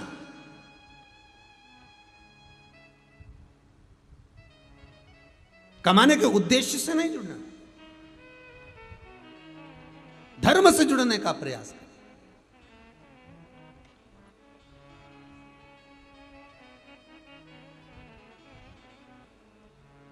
और जहां धर्म के साथ कमाने का उद्देश्य आ गया, आपके भीतर ये प्रसंग उत्पन्न हो गया कि हाँ मैं अगर ये यज्ञ कराता हूं, मैं ये हवन कराऊंगा और उसमें इतना सारा इकट्ठा कर कर मैं बाद में अपने लिए प्रयोग कर लूं, तो वो दुख का कार्य। श्रीमद् वल्लभाचार्य जी सुबोधनी के भीतर लिखते हैं, जगत गुरु श्रीमद् वल्लभाचार्य जी लिखते हैं कि अगर मंदिर का मंदिर का अगर आप जाएंगे पुष्टि मार्गी हवेलियों में, पुष्टि मार्गी मंदिरों में, श्री जी के मंदिर में जाइए, कांकरोली जाइए, नाथद्वारा जाइए, तिरुपति जाइए, तिरुमाला जाइए, हवेली जियों में जाइए जहां ठाकुर जी विराज रहे हैं भगवान, तो उस मंदिर में कोई प्रसाद आपको फ्री का नहीं मिलेगा। आपको अगर 50 रुपए जमा करोगे तो एक लड्डू मिल जाएगा। आपने अगर 20 रुपए जमा करे आपको इतना प्रसाद मिल जाएगा। कई लोग कहते हैं यहां तो व्यापार चल रहा, व्यापार नहीं। कौन ने भोग लगवाया, कौन ने दान करा और कैसा प्रसाद आपके पास में आ रहा है, कम से कम आप अपनी पूंजी लगाकर 1 रुपया 2 रुपया लगाकर जब आप ग्रहण करेंगे तो उसका पुण्य आपको लाख गुना मिलेगा। कभी आप गिरिराज जी की परिक्रमा करने जाना, जितने लोग सुन रहे हैं कथा, आप लोग भी गए होंगे गोवर्धननाथ जी की परिक्रमा करने के लिए। कभी मथुरा वृंदावन गिरिराज दादा की परिक्रमा करने जाइए, गोवर्धननाथ जी की परिक्रमा करने जाइए, वहां पर लोग पानी पिलाने के लिए बैठ जाते हैं। लो साहब पानी पियो, साहब पानी पियो, साहब पानी का झाड़ी जी रखेंगे, पानी पियो। पर फर्ज अपना है कि बिस्लेरी की बोतल खरीदते तो 20 रुपए लगते हैं। फर्ज अपना है, बिस्लेरी की बोतल खरीदते 20 रुपए लगते हैं। तो आप अगर उसके यहां से पानी पी रहे हो तो कम से कम 1 रुपया हमें उसको देना है, क्योंकि वो पानी भरकर लाया है, सुबह से शाम तक आपकी प्रतीक्षा में आस लगाकर बैठा है। हम कुछ दान कर कर पुण्य को कमाएं। केवल भोग नहीं करना है, हमें पुण्य भी करना है। भोग तत्व नहीं।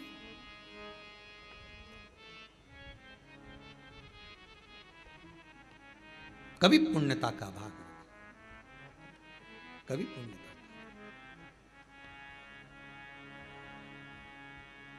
उमापति राखो मेरी लाज,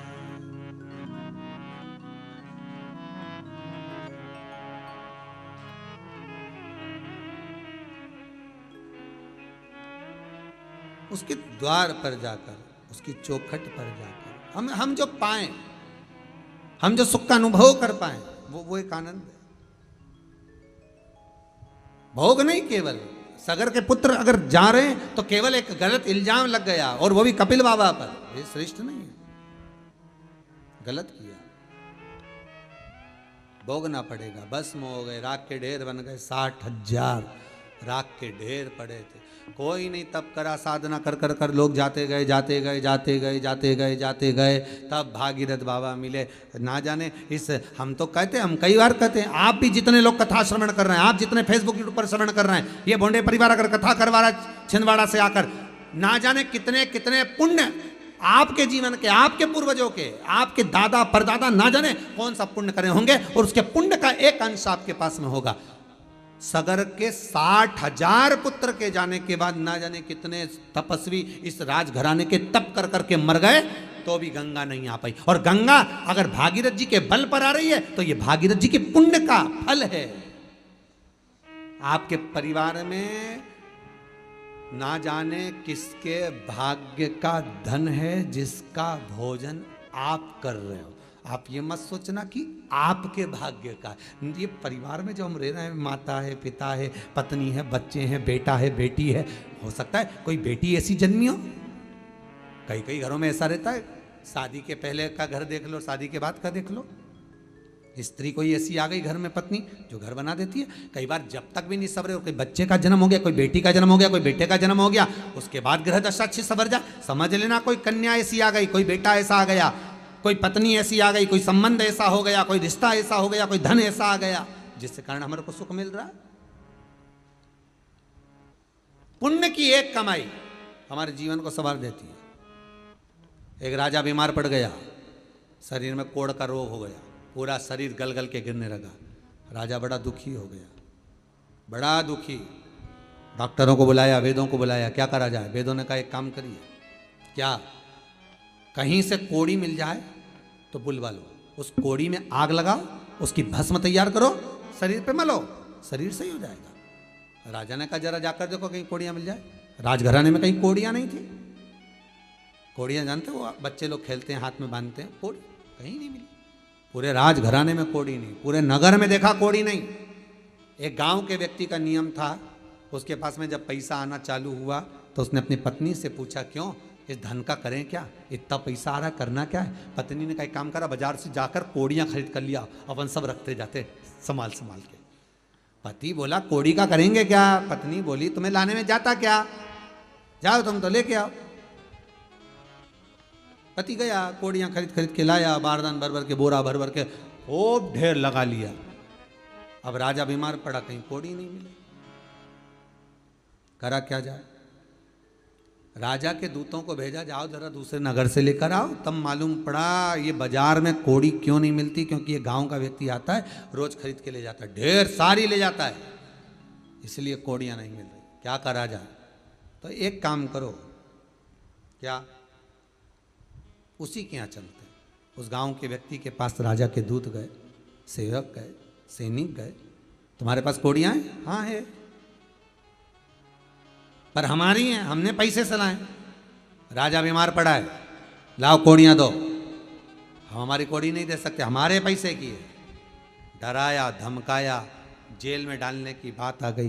तब पति अंदर गया, एक थाली में कोड़ियां भर कर लाया, उस पर हाथ फेरा और राजा के दूतों को दिया। लो झोली कर लो, इसमें डाल देता हूं। राजा के दूतों ने झोला कर लिया, बैग कर लिया, बोरी कर ली, बारदान कर लिया, उसमें डाल दिया। फिर भर कर लाया, फिर हाथ फेरा, फिर डाल दिया। फिर भर कर लाया, फिर हाथ फेरा, फिर डाल दिया। राजा के सैनिकों ने कहा तू कोड़ियां अंदर से ला रहा है, हाथ फेर रहा है, सीधे क्यों नहीं डाल देता, ला कर बोरा उठाकर क्यों नहीं दे देता, झोला उठाकर क्यों नहीं दे देता। उसने कहा भैया कोड़ियां थाली में लेकर आ रहा हूं, उस पर हाथ इसलिए फेर रहा हूं कि उन कोड़ियों में मैं वो कोड़ी ढूंढ रहा हूं कि ऐसी कौन सी कोड़ी आ गई जो मेरे इतने सारे धन को लेकर जा रही है। उस कोड़ी को ढूंढने का प्रयास कर रहा हूं। डॉक्टर में ज्यादा पैसा लगने लगे, पुलिस में ज्यादा लगने लगे, गलत जगह पर ज्यादा लगने लगे, मदिरा पान मांसाहार वेश्यावृत्ति जुए में ज्यादा लगने लगे, कहीं गलत जगह पर पैसा ज्यादा लगने लगे, तो अपने घर की कोड़ी में से भी कोड़ी ढूंढने का प्रयास करना कि वो कौन सी कोड़ी एक आकर रखा गई कि हमारा रखा रखाया धन भी लेकर जा रही है। वो कोड़ी ढूंढने का प्रयास करो। और घर में अगर लोग शिव महापुराण की कथा सुन रहे हैं, घर में अगर परिवार वाले शंकर की कथा में लगे हैं, शिव महापुराण की कथा में कथा करवा रहे हैं, शंकर के कथा का अनुमोदन कर रहे हैं, शिव तत्व में डूबे हुए हैं, दान हो रहा है, पुण्य हो रहा है, सत्कर्म हो रहा है, भजन हो रहा है, कीर्तन हो रहा, तो वो कोड़ी ढूंढने का प्रयास करना कि भगवान ने ऐसी कौन सी कोड़ी दे दी जो मेरे हाथों से शिव महापुराण की कथा करवा ली, मेरे हाथों से दान करवा लिया, मेरे हाथों से पुण्य करवा लिया, मेरे हाथों से सत्कर्म करवा लिया। वो कोड़ी कौन सी है, उसको ढूंढने का प्रयास करिए। गलत काम होए तो भी कोड़ी ढूंढिए, और अच्छा काम होए तो भी कोड़ी ढूंढिए कि आखिर वो कोड़ी है कौन सी जो हमसे सत्कर्म करवा रही, हमसे शिव महापुराण की कथा करवा रही, हमसे कथा श्रवण करवा रही है। ये शरीर कथा सुन सकता है क्या? आधा घंटा आप कहीं नहीं बैठो, पर 3 घंटे 2 बजे से 5 बजे तक आस्था चैनल पर शिव महापुराण की कथा अगर श्रवण कर रहे हो, बैठकर सुन रहे हो, तो भगवान से प्रार्थना करना आज तूने कौन सा अन्न मुझे खिलाया जो मुझे सत्संग श्रवण करने का मौका मिला। नहीं तो रोज सुबह से शाम तक क्लेश क्लेश। पर एक और चीज मानूंगा, आप लोगों को धन्यवाद दूंगा कि आप लोगों को प्रतीक्षा रहती है कि कब कथा चालू हो और हम टीवी चालू करके सुने। ये भगवान दे रहा है। कोई पुण्य का धन आ गया, अन्न आ गया जिसका हमने स्मरण कराया, जिसका हमने भोजन किया।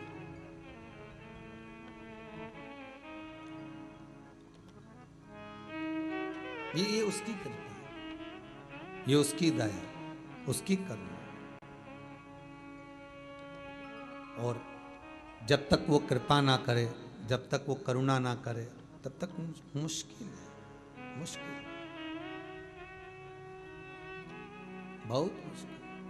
तब साधना कर रहे हैं भागीरथ जी, अगर तब साधना में डूबे हुए, तब साधना में अगर लगे हुए हैं, भक्ति के बल में अगर लगे हुए हैं, तो केवल विश्व कल्याण के लिए, जन कल्याण, खुद के लिए कुछ नहीं मांगा।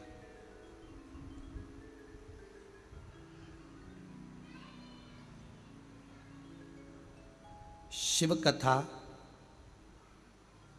शिव महापुराण की कथा, ये दुख का हरण करने वाले।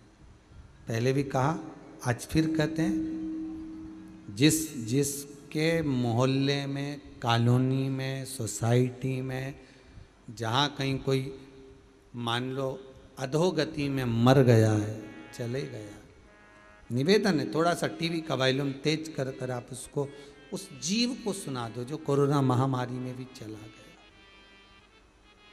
श्रवण करा।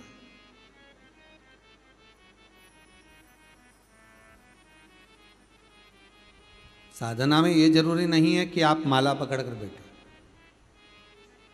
साधना में ये जरूरी है कि मन को साध लें।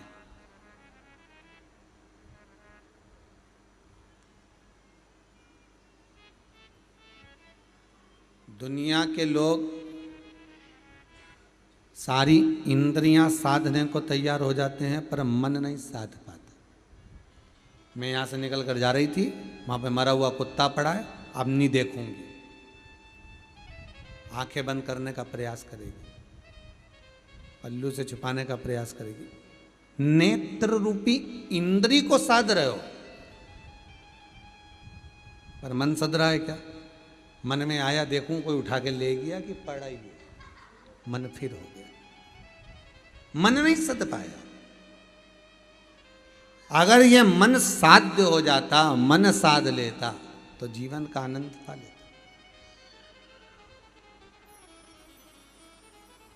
जीवन का सर्वाधिक सुख वही मन में ही। महाराज शिव महापुराण की कथा में एक चरित्र आता है देवराज का। शंकर की कथा में बैठा है, जब चोरी का धन लेकर गया तो शिव महापुराण की कथा में बैठा है।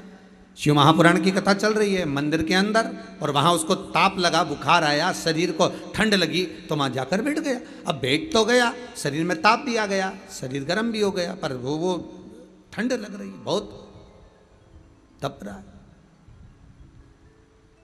कथा हो रही है, चित्त लगा क्या उसका? नहीं, मन नहीं लगा था। बस जैसे ही महादेव हर हर महादेव बोला जाता था, शंकर जी का नाम बोला जाता था, वैसे ही उसको क्रोध आ जाता था।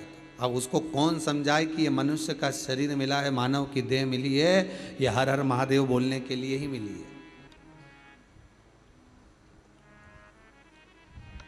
हम तो कहते हैं सावन में, पूरे सावन के महीने में चेंज कर दो, हर हर महादेव की जगह कर दो घर घर महादेव। हम तो कहेंगे कि वही 6 अगस्त को जो श्रावण की शिवरात्रि आ रही है, हर हर महादेव नहीं करना है, हमें घर घर महादेव करना है। ब्राह्मण हो सफेद मिट्टी का शिवलिंग बनाओ, क्षत्रिय हो लाल मिट्टी का शिवलिंग बनाओ, वैश्य हो पीली मिट्टी का शिवलिंग बनाओ, शूद्र हो काली मिट्टी का शिवलिंग बनाओ। पार्थिव शिवलिंग का निर्माण करो और उसमें थोड़ा सा पीस कर काली मिर्ची अवश्य मिलाओ।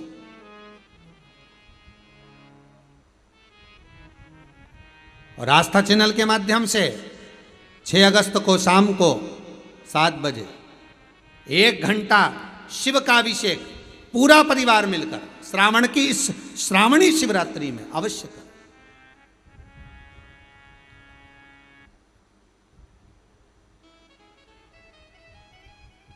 कई लोग कह रहे थे गुरुजी, पहले आपके यहाँ से वो फेसबुक यूट्यूब पर डलता था कि सावन के ये वाले सोमवार पे ये चढ़ाना, सावन के वो सोमवार पर ये चढ़ाना। अब की बार आपकी लिस्ट नहीं आई, तो निवेदन करेंगे अब की बार जो सावन आया है, इस सावन में सबकी श्रेष्ठता है, पर उसमें जो सर्वश्रेष्ठ है वो शिवरात्रि श्रेष्ठ है श्रावण की। इसीलिए उसी दिन सामग्री की लिस्ट, अभी कथा जब चालू होती है उसके प्रथम में और उसके बाद में आप टीवी चैनल के माध्यम से वो लिस्ट आपको बता दी जाती है कि ये सामान चढ़ना है। आप कथा जब पूरी सुनोगे, कथा जब विराम होगी, तो कथा विराम होने के बाद एक छोटा सा क्लिपिंग चलती है कि उसमें 6 तारीख वाले कार्यक्रम में क्या क्या चीज़ चढ़ना है, काली मिर्ची चढ़ना है, कितनी चढ़ना है, गेहूं के दाने चढ़ना है, कमल गट्टा चढ़ना है, तिल्ली चढ़ना है, काली तिल, तो वो सब चीज़ आपको बताई जा रही है टीवी चैनल के माध्यम से।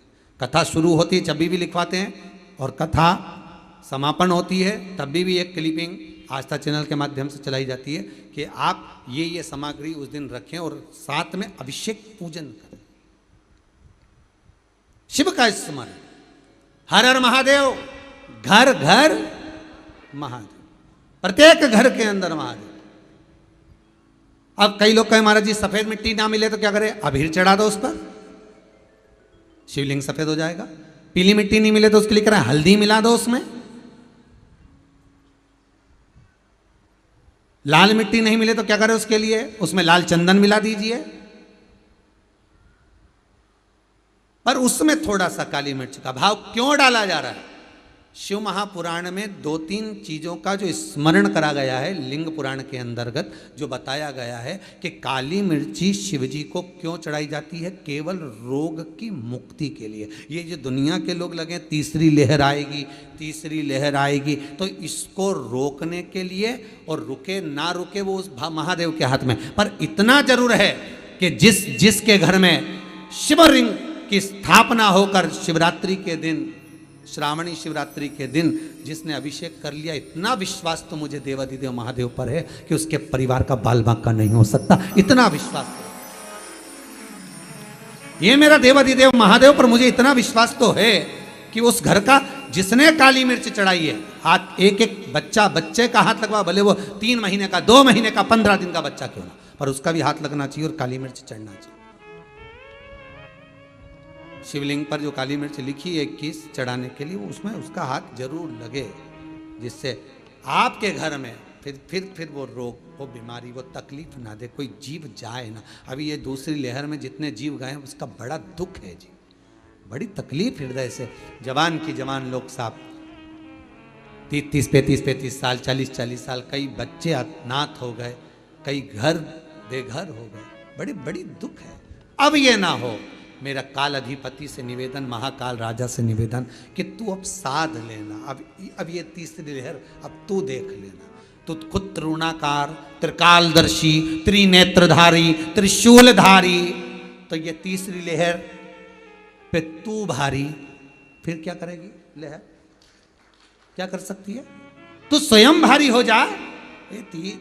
त्रिगुणाकार, बेलपत्र, 3 पत्ती के नेत्र तेरे, 3 त्रिशूल तो ये तीसरी लहर अब तुझे ही समर्पित। तू निपट, तू जा, देखा जाए।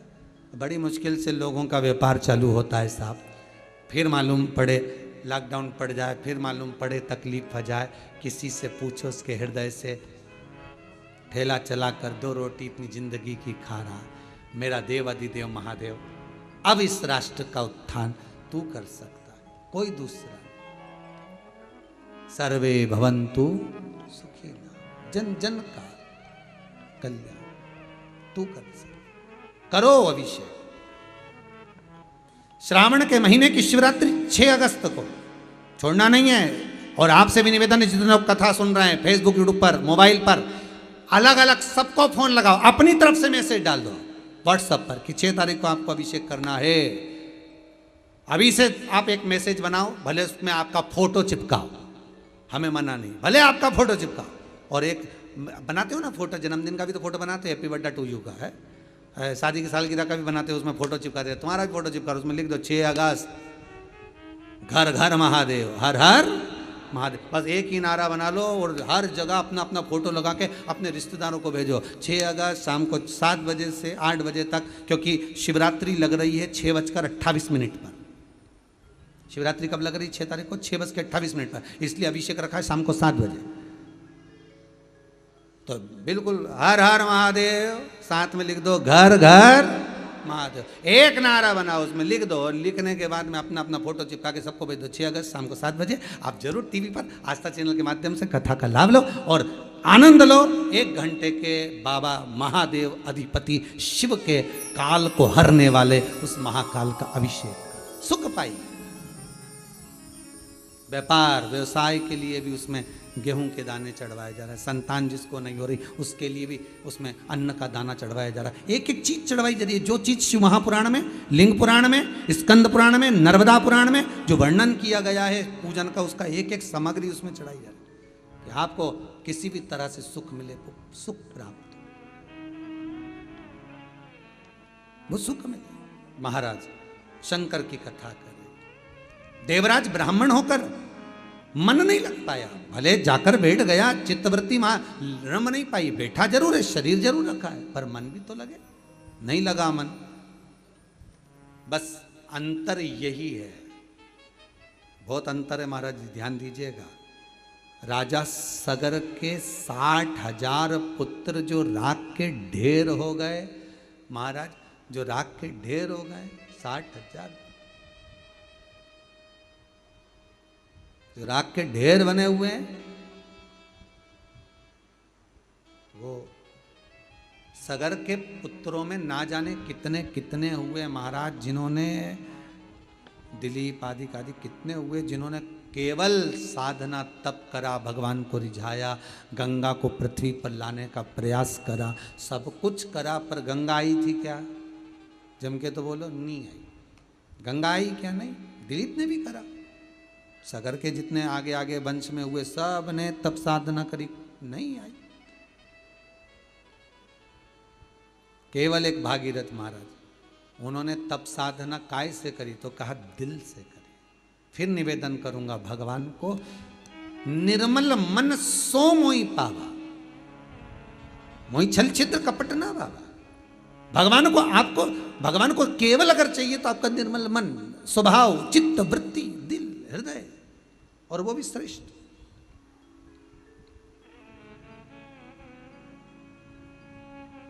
आप निर्मल मन से जो भगवान को भाव, आप कई लोग कुबेरेश्वर धाम आते हैं और 3 महीने में वापस आ जाते हैं। उसका कारण आप निर्मल मन से यहां से मांग कर जाते हो।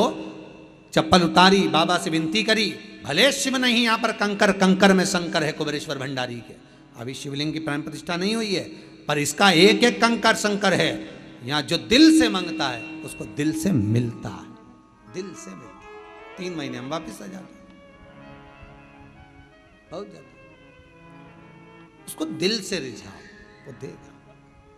तेरे दरबार की बाबा निराली शान देखी है, तुझे देते नहीं देखा, पर झोली भरी देखी है। उसकी कृपा ही कुछ ऐसी है, वो देता है, बिना सोचे समझे देता है। देवराज का मन नहीं लग पाया, बाहर निकल गया। बाहर निकला, प्राण छूट गए। बेलपत्री की छांव पड़ गई थी वृक्ष की, जिसके कारण शंकर जी को लेने आना पड़ा। मात्र बेलपत्र के वृक्ष की छांव पड़ गई थी।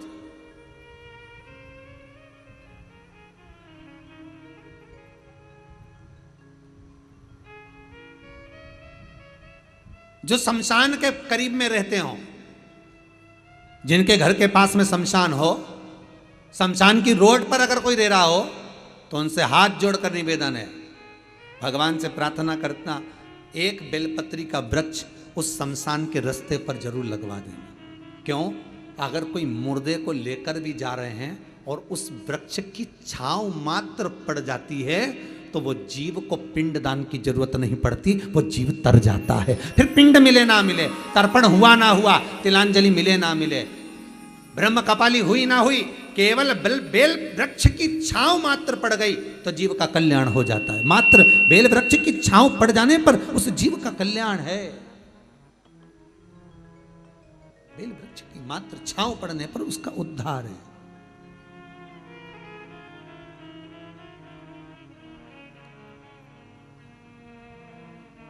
केवल छांव पड़, जितने लोग शमशान के आसपास में रहते हैं ना, जहाँ से लोग अर्थी को लेकर जाते हैं, मुर्दे को लेकर जाते हैं, वहाँ पर कृपया निवेदन रहे कि वो उस जगह पर वृक्ष का रोपण करें, वृक्ष लगाएं और बेलपत्री का वृक्ष लगाएं, जिससे वहां से निकलने वाले उस जीव का कल्याण हो जाए। चित्त नहीं लग पाया, मन नहीं लगा, पर बेलपत्री की छांव के नीचे प्राणों को छोड़ दिया। प्राण गए देवराज, परम धाम शिव के धाम गए। मन नहीं लगा था देवराज का।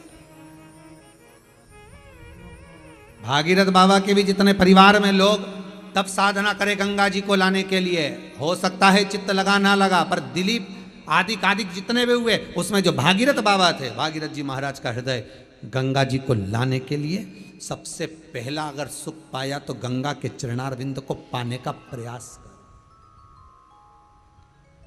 गंगा को पानी।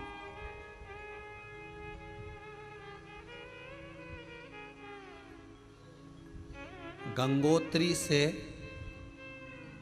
कुछ किलोमीटर की दूरी पर गौमुख है, जहां से गंगा का जल निकलता है। गंगा का जल जहां से निकलता है गौमुख, बड़ा सुंदर स्थल, चारों तरफ बर्फीली पहाड़ियां, और वहां से गंगा मैया आराम से निकल कर बाहर आ रही हैं। भागीरथ बाबा 60,000 काकाओं के उद्धार के लिए गंगा को जो लेकर आए, ये गंगा मैया सामने खड़ी होकर भागीरथ जी के बोल भी दी कि मैं आ जाऊंगी, पर दिक्कत एक है कि मुझे संभालेगा कौन। ऊपर से आई और नीचे चली गई तो मतलब क्या?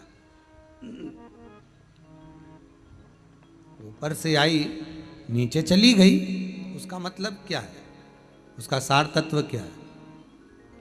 बहुत ध्यान दीजिएगा महाराज इस कथा में। कमाई तो हो रही है, 30,000 रुपये महीना, 40,000 रुपये महीना कमा कर लेकर भी आ रहे हैं। कमाई तो आपकी हो रही है, 30-40,000 रुपये महीना आप कमा रहे हो, 50,000 रुपये महीना, 1 लाख, 2 लाख, 4 लाख रुपये आप कमा भी रहे हो, पर आया और चला गया, उसका क्या करोगे?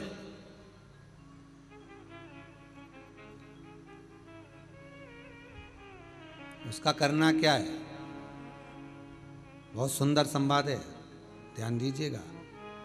जिसके घर में कमाने वाले 2-4 हैं, पैसा तो आ रहा है पर घर में टिक नहीं रहा, डॉक्टर में, पुलिस में, एक्सीडेंट आदि में, कहीं गलत जगह पर व्यसन में अगर पैसा जा रहा है, जुए में, मांसाहार, मदिरा पान, या कहीं आया पैसा, पैसा आने में कमी नहीं, आ रहा है पर टिक नहीं रहा, रुक नहीं रहा। कोई मांगने आ गया, दे दिया, फिर वहां से अपने पास नहीं आ रहा, अपन कह रहे हैं भैया हमारा पैसा लौटा दो, नहीं आ रहा। तो महाराज शिव महापुराण की कथा कहती है, एकादशी के दिन गंगा के जल में मात्र 7 बेलपत्री डालकर जो नंदीश्वर भगवान, अर्थात जो शंकर जी के शिवलिंग के सामने नंदी होता है, उस नंदी के चरण पर गंगा का जल चढ़ाकर बेलपत्री शिव पर समर्पित कर देता है, उसके घर में रुपया रुकना चालू हो जाता है, फिर वो गलत जगह पर नहीं जाता, गलत स्थान पर वो धन जाएगा ही नहीं। बेटा अगर व्यसन में पड़ा हुआ है, मदिरा पान में पड़ा हुआ है, मांसाहार में, जुए आदि में जा रहा है, तुम्हें लग रहा है कि मेरा बेटा गलत मार्ग पर जा रहा है, ये मित्र दोस्ती गलत हो रही है, वो सही जगह पर आ जाए।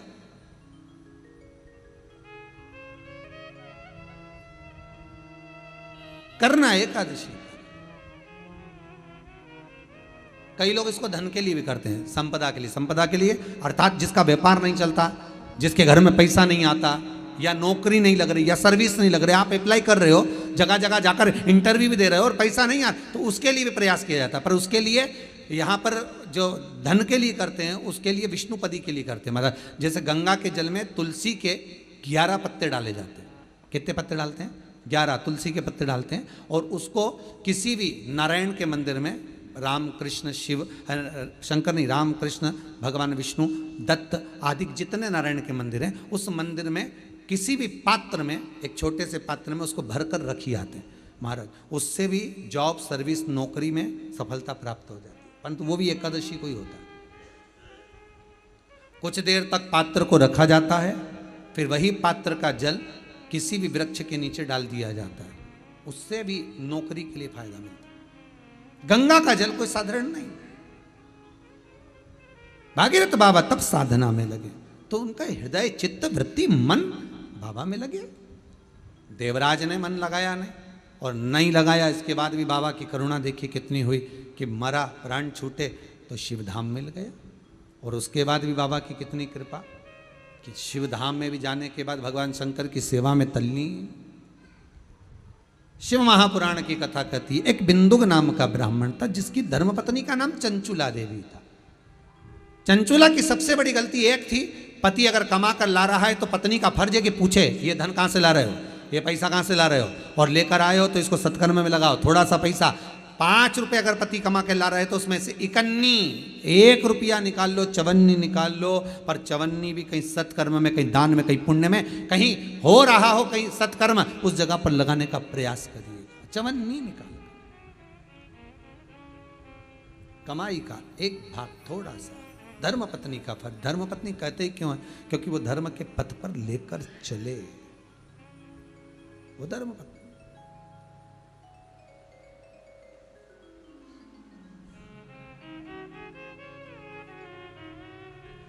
पैसा धन ज्यादा आने लगे तो पत्नी को कहना चाहिए कि देखो थोड़ा बहुत मेरा मन है शिव महापुराण की कथा हो जाए, या फिर कहीं सत्कर्म में लग जाए, कहीं ब्राह्मण भोज, साधु भोज, सन्यासी भोज, गुरु जन में, संत जन में, साधु जन में, तपस्वी जन में कहीं लग जाए।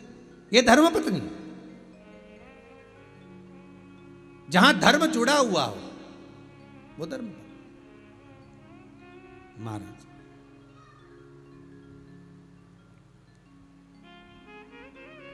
चंचुला देवी ने पूछा नहीं, पति आ रहा था धन चुरा कर लेकर, पानी में गिर गया, मर गया, प्राण छूट गया।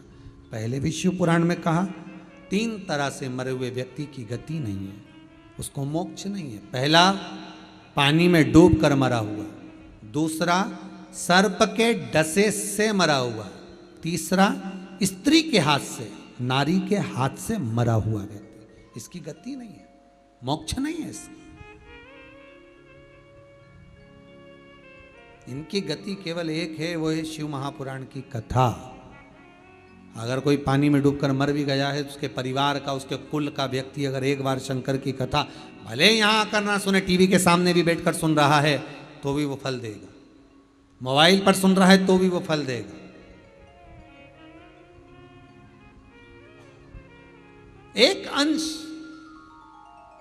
हम माताओं से निवेदन करते, बार बार कहते हैं, स्त्री के गर्भ में अगर कोई कुंवारी अवस्था का मर गया, 3 महीना, 4 महीना, 6 महीना, 8 महीना, या जन्म लेने के बाद कुंवारी अवस्था में कोई शांत हो गया हो, कोई मर गया हो, तो महाराज हम बार बार कहते हैं कि जिंदगी में एक बार शिव महापुराण की कथा का रसस्वादन अवश्य करें। जिससे क्यों? क्योंकि शिव पुराण में, अन्य पुराणों में स्पष्ट कहा गया है, कुंवारी अवस्था में मरने वाले का ना तो पिंड होता है, ना तर्पण होता है, ना तिलांजलि होती है, ना ब्राह्मण भोजन करे तो उसका भाग मिलता है, उसको उसका लाभ नहीं मिलता। भले तुम तिलांजलि करो, तर्पण करो, कुछ भी करो, उसका भाग नहीं मिलेगा। उसको भाग कम मिलता है जब उसके परिवार का कोई व्यक्ति शिव महापुराण की कथा का रसस्वादन कर लेता है, कथा श्रवण कर लेता है। कथा सुनने के बाद उसको पिंड भी मिलने लगता है, ब्राह्मण भोज भी मिलने लगता है, उसको सारा सुख प्राप्त होने लगता है, वो जीव की गति हो जाती है, उस जीव की गति हो जाती है। महाराज शिव पुराण में कहा, बिंदु प्रेत योनि में पड़ गया। चंचुला देवी ने दान पुण्य संकीर्तन का स्मरण नहीं था, पर काशी चली गई। काशी में जाकर शिव महापुराण की कथा को श्रवण किया और शंकर भगवान की कथा को श्रवण करके उसके हृदय में ऐसी चित्तवृत्ति में शिव बैठे गंगा स्नान कर कर जा रही थी। गंगा का स्नान कर कर जा रही है, मार्ग से जाते समय, उसके मार्ग से पहुंचते समय, और वो जाते जाते उसके कहीं ठोकर लगी और गिर गई, प्राण छूट गए। शिव कथा सुनकर जा रही थी, गंगा का स्नान कर कर जा रही थी, काशी में प्राणों को छोड़ मोक्ष पद प्राप्त हो गया।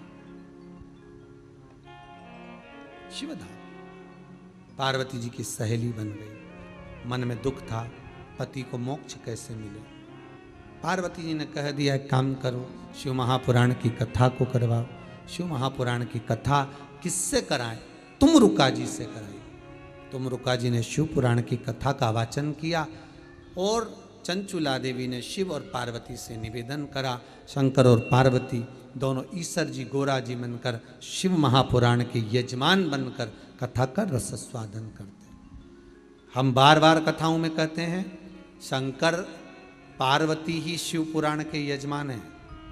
ये जो बूढ़े परिवार अगर कथा में बैठे हैं, पति पत्नी अगर कथा में यजमान बनकर बैठे हैं, तो हम तो ये जानते हैं कि ये 7 दिन के लिए शंकर और पार्वती बनकर शिव महापुराण की कथा को श्रवण कर रहे हैं।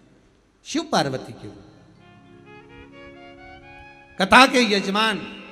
और हम तो बार बार कहते हैं जब भी शिव महापुराण, अन्य कथाओं में तुम बैठो तैयार मैयार हो कि नहीं हो पता नहीं, पर शिव महापुराण में तो ईश्वर जी और गौरा जी बनकर बैठना चाहिए। शंकर और पार्वती ने भी जटा वटा सब हटा के मेरे शंकर भगवान फेटा मेटा बांध कर तुर्रा तुर्री लगाकर खूब जरीदार कपड़े पहनकर मेरा शिव कथा श्रवण करने गए थे। और आज भी गणगौर जो होती है उसमें शंकर और पार्वती का स्वरूप आप देख सकते हो, कितना सुंदर सच कर गए थे।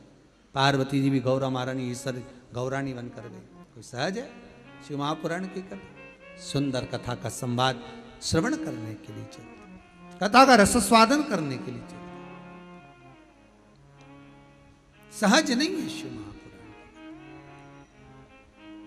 अकाल मृत्यु वो मरे जो काम करे चंडाल का, काल उसका क्या बिगाड़े जो भक्त हो महाकाल का। आज की कथा को यहाँ विराम की ओर लेते हुए बड़े भाव से कल कथा फिर पुनः 2 बजे से 5 बजे तक। भागीरथ बाबा ने गंगा जी को लाने के लिए कितनी बार तप करा, कल की कथा में श्रवण करेंगे। और भागीरथ जी महाराज गंगा जी को लेकर आए, तो गंगा जी को लाने के बाद में जब गंगा आ गई, गंगोत्री में गंगा जब पहुंची है, शिव की जटा में जाकर बैठ गई, फिर शंकर की जटा में पहुंचने के बाद भागीरथ जी महाराज ने गंगोत्री में तप नहीं करा। दूसरा स्थान कौन सा है जहां पर गंगा के लिए भागीरथ महाराज फिर तप करे? तब गंगा उस जगह पर आकर स्थित हुई और फिर वहां से चली। उसका स्मरण कल की कथा में करेंगे। बड़ी सुंदर जगह है वो, उसका दर्शन भी कराएंगे टीवी चैनल के माध्यम से कि ऐसी कौन सी जगह है जहां भागीरथ महाराज शंकर की जटा से गंगा को वापस निकाल रहे हैं। तो वहां का स्थान का वर्णन करते हुए वहां से आगे चलेंगे कल की कथा में। आज की कथा को यहाँ विराम देते हैं। हर हर महादेव, हर हर महादेव, हर हर महादेव।